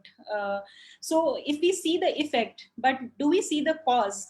Is it really the Trump movement, which is in India, happening in India? For example, disregarding what India wants with respect to focusing more on what they want, as you mentioned. Is it similar to the steps taken by the US President Trump, who has walked out of the Paris Agreement, and he is known to be close to to those industries who pollute and interfere very much on very much with the natural ecosystem? So with these few questions, we'll come back to the second round. So please take it up. Professor Sucharita Sen, over to you. Well, can I go first because I have to leave? Or yes, sure. It's okay if... Yes. Right. Sorry, Sucharita. No problem. I thought it was 2 hours and I'd already fixed something at 6:30, so I have to, apologies for that. Just maybe a quick response to that George Floyd thing, and also one response to Dr. Sachdeva's comments. The reason why I mentioned that was actually more in terms of the fact that something, a gravely injustice action, whether it's by the government or it's by police or by whoever, can sometimes result in a much larger level of mobilization than one sees as a background, in the background. And that's why I made that sort of comparison, because the EIA mobilization here actually reminds me, and I think it'll remind Walter also, of the immense national level mobilization that took place around the Forest Act, proposed new Forest Act in the 1980s. We have not seen that kind of mobilization for a long time, and that's why I made that comparison. But there is a second level of comparison, which is the point I made about environmental injustice. If you see what's happening in the US, in fact, the term environmental injustice emerges from there, where toxic wastes that were produced by elite populations were being dumped in the backyards of communities that were largely Hispanic or Black or whatever, so already marginalized classes of society. And the same thing is here, that you see environmental regulation regimes, including the current notification, are such that those who will gain the benefits from these massive infrastructural and power projects and so on and so forth, which is mostly people like you and me, whereas those who feel the negative impacts of it are the ones who are already marginalized. So in that sense, environmental injustice being furthered, and in that is also another sort of comparison one can make. It's not directly about whether Trump does something or Modi does something, though in a sense they're also fairly similar. But I also wanted to make a quick comment on what Dr. Sachdeva said about monitoring and quicker but more robust clearances. This is the kind of language that is music to the ears of the ministry and the government. And I think we have to be very, very careful. I have been on the River Valley committees 20 years back of the Government of India, and I saw that even at that stage, when clearances were not happening at the rate at which they're happening now, it was impossible for the monitoring committees to do, however honest and dedicated they are, it was impossible to monitor. You're talking about projects which have multiple complex intersectoral impacts, social and ecological. It is not possible to do monitoring at the level and scale at which it is needed if we keep clearing projects at dozens in a month. That's one thing. Secondly, the conditions under which clearance are given, which then you will monitor, are themselves faulty. If you say that you can destroy a million-year-old rainforest and say, okay, just plant double the number of area as compensatory afforestation with maybe what, 6 species or 10 species at the most, and then you will monitor and say, yes, 3,000 hectares of forest of land was planted, and you say, well, everything is fine with the project. That doesn't make sense. What we are irreversibly losing in the process of that kind of a project, we cannot possibly gain back. So monitoring is not a solution to the sorts of problems we're talking about. Of course, we need better monitoring, but that is a very small part of the whole picture. Second thing about quicker but more robust clearances. This is also language that's been around for a long, long time. Let's understand the fact that if you want to properly understand the impacts of, let's say, a river valley project on the river ecosystem, it takes at least 2 years of study. At least. You need to look at multiple seasons of what the impacts will be, and 1 year is not enough because that could be an unusual year. You need at least 2 years. One could say even more, but let's say at least 2 years. You can't possibly fast track that. It is not possible. You can't have, the ministry will say, oh, we understand already. You can't. It is just not possible. You have a river in the northeast of India and Sikkim. It has a very different ecology than a river in the Himalayas, which is different from a river in the Western Ghats. Experience in one part of the country cannot give you adequate information of what the impacts of a project will be in another part of the country. Though EIAs have attempted to actually just pick up, copy, paste, and put somewhere else. And that kind of fraud has been exposed in the past. So I think we don't have shortcuts for impact assessments. We cannot have it. And we have to be able to go through a proper process, which includes all the relevant knowledge, both local community knowledge and modern scientific knowledge, which includes the local communities as part of the assessment procedure, which includes external experts and so on as part of the assessment procedure. And you cannot make that quicker than what it's already too quick. It's already too imperfect. And that's why you end up with the most horrific impact assessment reports ever. You can't make that any quicker. In fact, you have to slow it down, which then therefore again raises the questions of what really is development. So I just wanted to make those comments. And I apologize again in advance that I have to leave for another meeting. My sincere apologies. Thank you so much, Professor Kothari, for joining at a very late hour and giving your time for raising such pertinent issues. Thank you and have a good evening. And shall we? Yes. Thank you, Ashish. Thanks, Walter. Nice to see you again. Yeah. Yes. Shall we move to Professor Sen quickly? Yeah, well, this was a question about decentralization versus centralization.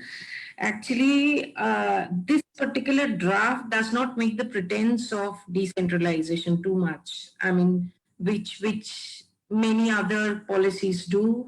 There is very little of overt, even written, forms in which you can conceive of a written up kind of a pretense. Even it does not make the pretense of even that. So what it does, there is only one point which I can remember, that it gives a power to a district committee. I fail to remember this properly exactly, but they will have to follow the framework which the central government has given. So it actually nullifies the seeming decentralization. In fact, to the contrary, as I was just mentioning, I just touched upon it, there is actually an attack through the CIA on the federal system of India. So much for localization. Even the states, the kind of intervention they could make in via the 2006 notification, it actually takes away that. So, for example, the draft notification does away with the requirement of committee to be set up in consultation with the state governments, which was the case earlier, gives the central government more control over the constitution of state-level authorities and expert committees. Now states can only send nominations, which can be rejected also. So in effect, you could have an expert committee which is constituted in its entirety only by the central government. So I do not think the issue of decentralization has actually even appeared in this notification. Thank you. Thank you, Professor Sen. Shall we quickly go to Judge Ajit Kumar Singh? Sir, are you there? Yes. Yes, sir, quickly to the points raised to you. Could you please repeat the question, Sime? I will just invite Madhu ma'am to ask it herself. Madhu ma'am, can you come and please make the interjection? Madhu ma'am.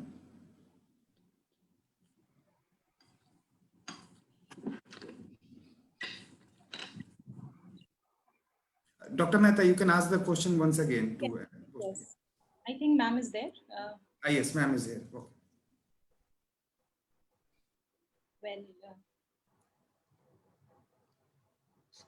Okay. She can ask a subsequent question. Ma'am can ask a subsequent. Yes.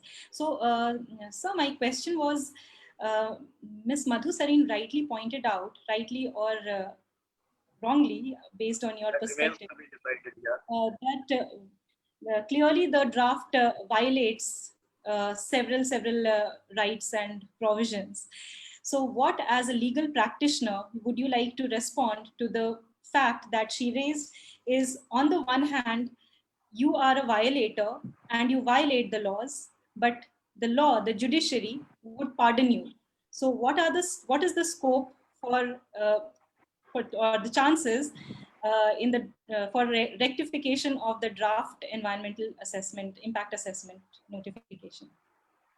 So I believe that in this question, the violator is said to be the government. That government has come up with this kind of enactment. Yeah. See, I have already pointed out all aspects that government has come up with this kind of notification, and definitely public concerns have been expressed wherein ex post facto sanction aspect is being criticized to greater extent. Now, this is at the level of discussion and opinion form. The government has also said that it will take into consideration the suggestions which are poured in, and definitely the draft is not yet final, and it will attain finality only when government will come up with a final notification to that effect. Now, I have already pointed out that Honorable Supreme Court in number of cases has reiterated this fact that concept of ex post facto sanction is alien as far as environmental jurisprudence is concerned.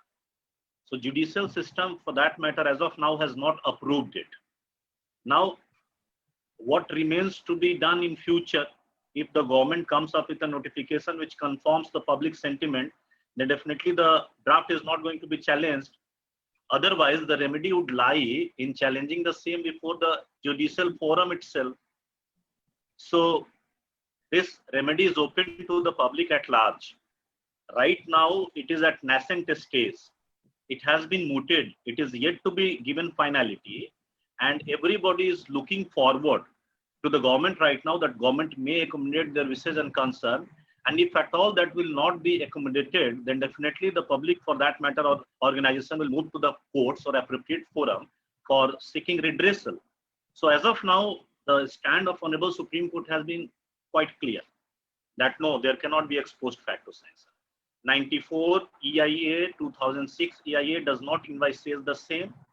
And any enactment for that matter has to conform Section 3 of Environmental Protection Act, as well as the constitutional obligation for which government is supposed to stick to. Section 3 talks about government can come up with anything for the improvement of environment. Now it remains to be seen that what is being mooted by the government is having the effect of improving the environment or not. So the matter, is likely to be taken up by the higher authorities. I believe NGT and Honorable Supreme Court will have final say in this matter, but not as a judicial officer for that matter, but as a legal law student for that matter, or as an individual, I must definitely say that yes, this will have a very tough time.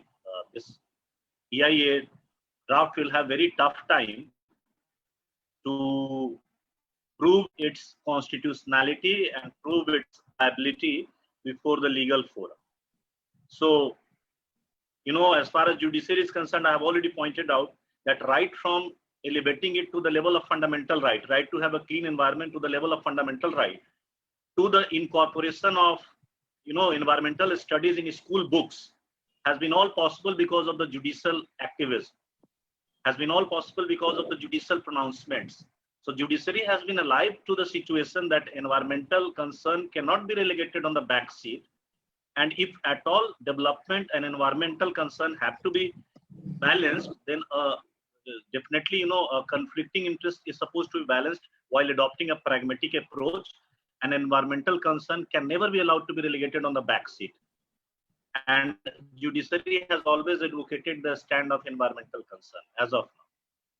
I believe that the concern which has been expressed by the panelist is redressed. Otherwise, I'll be explaining it more. Right. We'll go to Madhu ma'am and check it. Quickly, I'll go to Professor Kamna Sachdeva. If she's having Right. any. I also have to leave, so I quickly answer. So thank you, Semi, for asking the question. So actually, I wanted to reflect on the way forward. So I quickly moved to monitoring. So people must have taken monitoring directly from me. But I wanted to tell you that whatever the panelists and other experts have suggested, that we need to revisit the draft, definitely, because we have received so many good comments, and which is very constructive. And in a constructive criticism is also being given there. So I'm very much with them that we need to revisit the draft. But after revisiting, we need to be taking this EIA 2020 should be as an opportunity, because already in 2006, there are a lot of amendments, and reading amendment and going back and forth is a very difficult task. So when we are bringing a new notification, then we have all the amendment at place, then it will be really nice. And if we will 1.8 lakhs comments are not actually comments, they are entries. So, but when we, sort it out, then we'll find the right comments from out of those entries. Then we should revisit it in light of those comments. And then we use this as an opportunity of strengthening the monitoring. Monitoring and its implementation is in 2006 is also weak, but we need to strengthen that so that, if we are giving a clearance, like Mr. Ajit Kumar Singh has said that 100% clearances, it doesn't mean anything. If you have given the clearances, what is the level of monitoring you have done post environmental clearance? Nothing has been done, right? So and clearances has been given and monitoring has been done by the third party, and third party is hired by the project proponents. And if it is hired by the project proponents, then its credibility is always in doubt.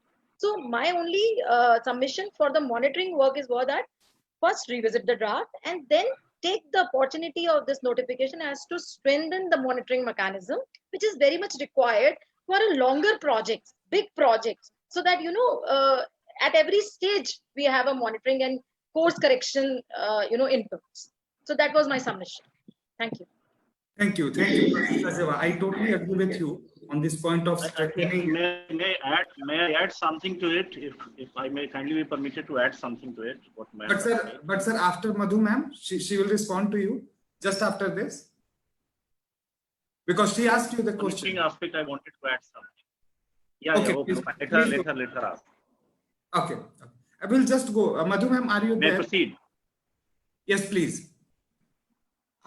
Are you expecting me to ask? That would be great. Yes. I didn't actually ask a question. So there's some confusion there. Not an issue. Yes, I was just summarizing what Professor Sachdeva was trying to highlight, that this monitoring has to be transparent, open, accountable, and also with scientific temper. What is going on, and that is very much required. Given the technology what we have now, things can be real time, and that should be made public. That is what judicial activism is also telling about. Thank you, Professor Sachdeva, for highlighting these very pertinent issues. Without wasting any time, Mr. Arjun. Yes. Mr. Arjun, may I add something to monitoring aspect? Please go ahead. As far as Ma'am Sachdeva has expressed her concern about this thing, this has been incorporated in the draft EIA itself, wherein reference of Honorable Supreme Court order has been given, and in Sandeep Mittal versus Ministry of Environment and Forest.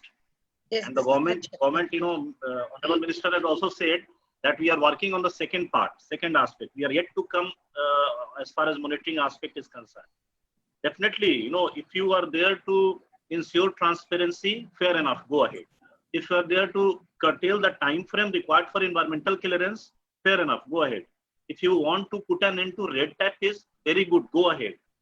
If you want to strengthen the monitoring aspect, go ahead. But can there be monitoring without the public having been snatched of the right of reporting the cases of violation? Can there be effective monitoring when will not be reported to the concerned authorities? Also supposed to be taken care of. The draft is not supposed to be patently contradictory and flawed, and the draft is not supposed to override the parent legislation. You know, subsequent legislation or delegated, you know, this legislation which is in form of notification is not supposed to override the Environmental Protection Act itself, which nowhere envisages this kind of arrangement. So these are the things, you know, these are the things which are supposed to be taken care of. That in one hand we talk of monitoring and effective monitoring, whereas in other hand we are, you know, restricting public opinion to pour in. We are keeping certain project out of view altogether from environmental clearance. We are defining a strategic from our perspective. I mean, what government believes to be strategic, so definitely subjective element will creep in. There will be less objectivity. And these are the things which are supposed to be taken care of by the government. So transparency is not supposed to be only there, but transparency is supposed to be felt and perceived from point of all stakeholders. Then only there can be effective monitoring. That's what I want to say. Thank you. Thank you for adding these very pertinent points. Quickly, we'll go to Ms. Madhusarin, ma'am. Ma'am, you have 1-2 minutes for finally to give your remarks, and then we'll move on to chair. No, I think very... Ma'am, your video is off, if you can. Oh, okay. Very useful session. I just feel,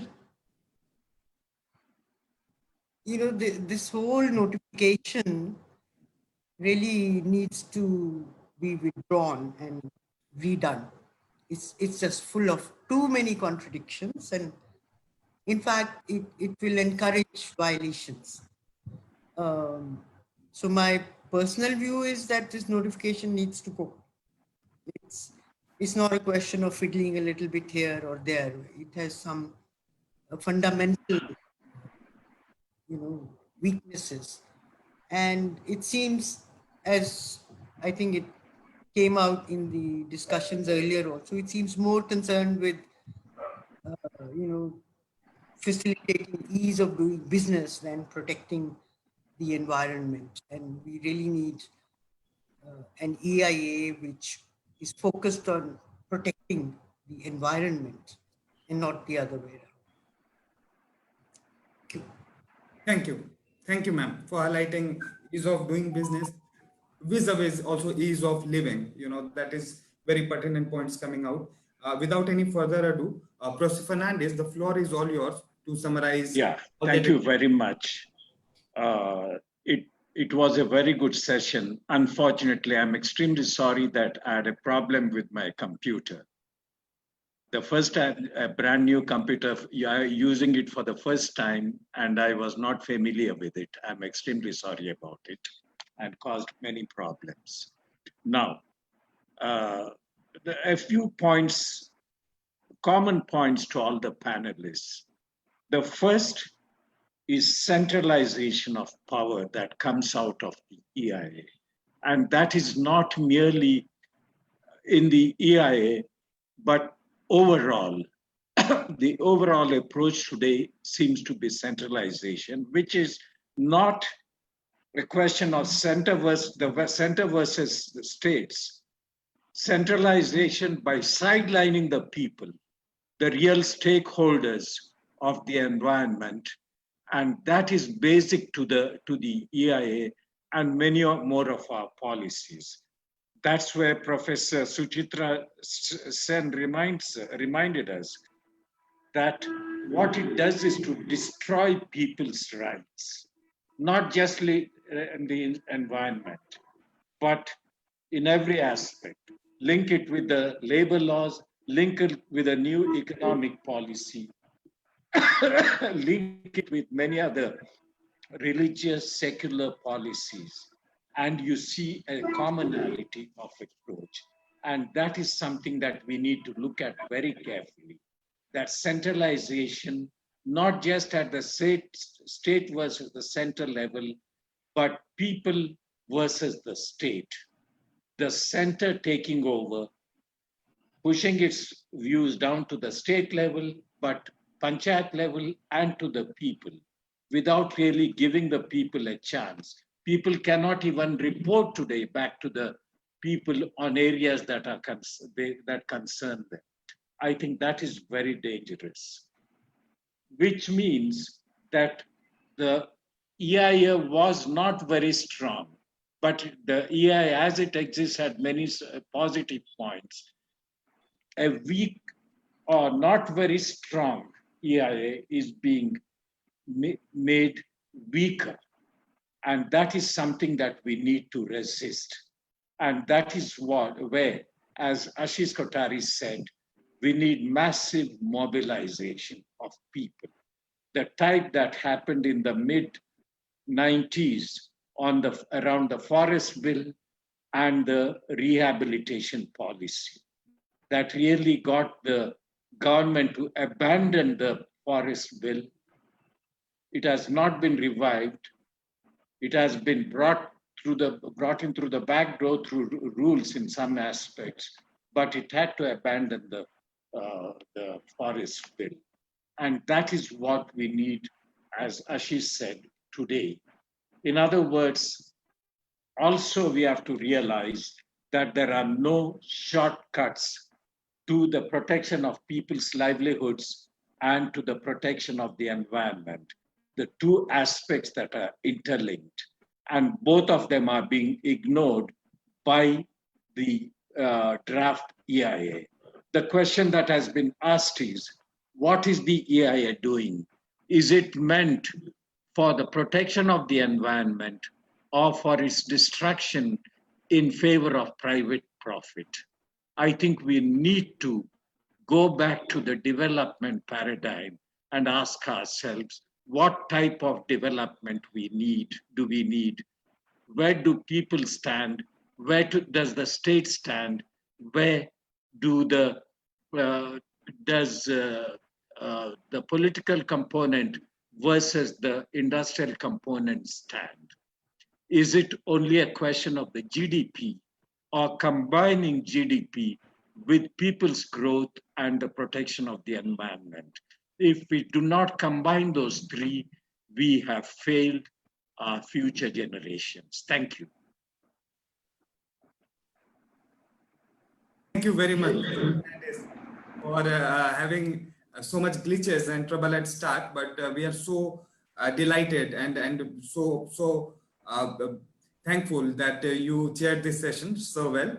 And we look forward for further such interaction and upon Thank your, you. yes, sir has really highlighted the— Yes, Mr. Singh wants to say something. Is it? Yeah. Ajit Kumar Singh, you raised your hand? No. Would you like to add? No. I do not want to say. No. Okay. Right. Thank you. No, I think everything has already been said by all speakers. It has been a great session, and all points have been addressed by this discussion. And I don't think that any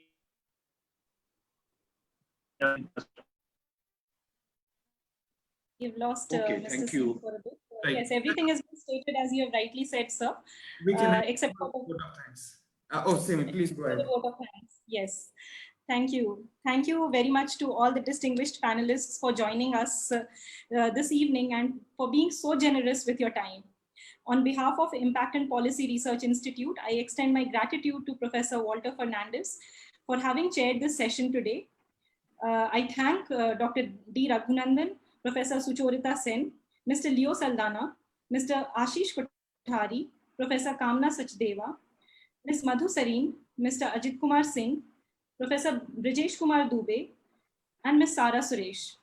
I also thank Professor Sucharita Sen for being the architect of this event, Ms. Maitreyi Handi, Senior Fellow at Impact and Policy Research Institute for planning and coordinating the event, Professor Kamna Sachdeva and Dr. Deepti Jain from TERI for co-organizing the event, and Ms. Amita Bhaduri of India Water Portal for being our media partner. Thank you very much. I thank the audience for joining us in large numbers here on Zoom as well as on Facebook Live. And lastly, this would not have been possible without the tenacity and cooperation from Team IMPRI, led by Director Dr. Arjun Kumar, Ms. Ritika Gupta, and Ms. Anshula Mehta. Thank you very much, and I hope that this is just the beginning of more such conversations for environmental security for generations to come. Thank you very much, and have a very good evening. Thank you. Have a good evening. Thank you for joining. Thank you, everyone. I must say that you have a wonderful team and you have organized so well. Congratulations and big applaud to all of you who has organized it so well. So, and calling such a big eminent people in one forum. And it was actually a delight to hear every one of you. Thank you, everyone. Thank you for being a part of it, ma'am. Thanks a lot. Have a nice evening, Professor Fernandez. Team IMPRI, you know, they really deserve to be congratulated, and they really deserve to be complimented for having, you know, taken up such an important issue. And it is the impact of social media as well as impact of discussion that is definitely, you know, in consonance to the public sentiment. 1.8 million people have already, you know, given their opinion. So if at all this kind of discussion is being made right here, and the concern of large number of people is being addressed by IMPRI, then really, you know, you're keeping yourself relevant as well as alive with the current situation. So you really deserve to be congratulated and complimented for it. Thank you. Thank you, sir. Thank you very much. Continued guidance. Thank you so much. Have a nice evening.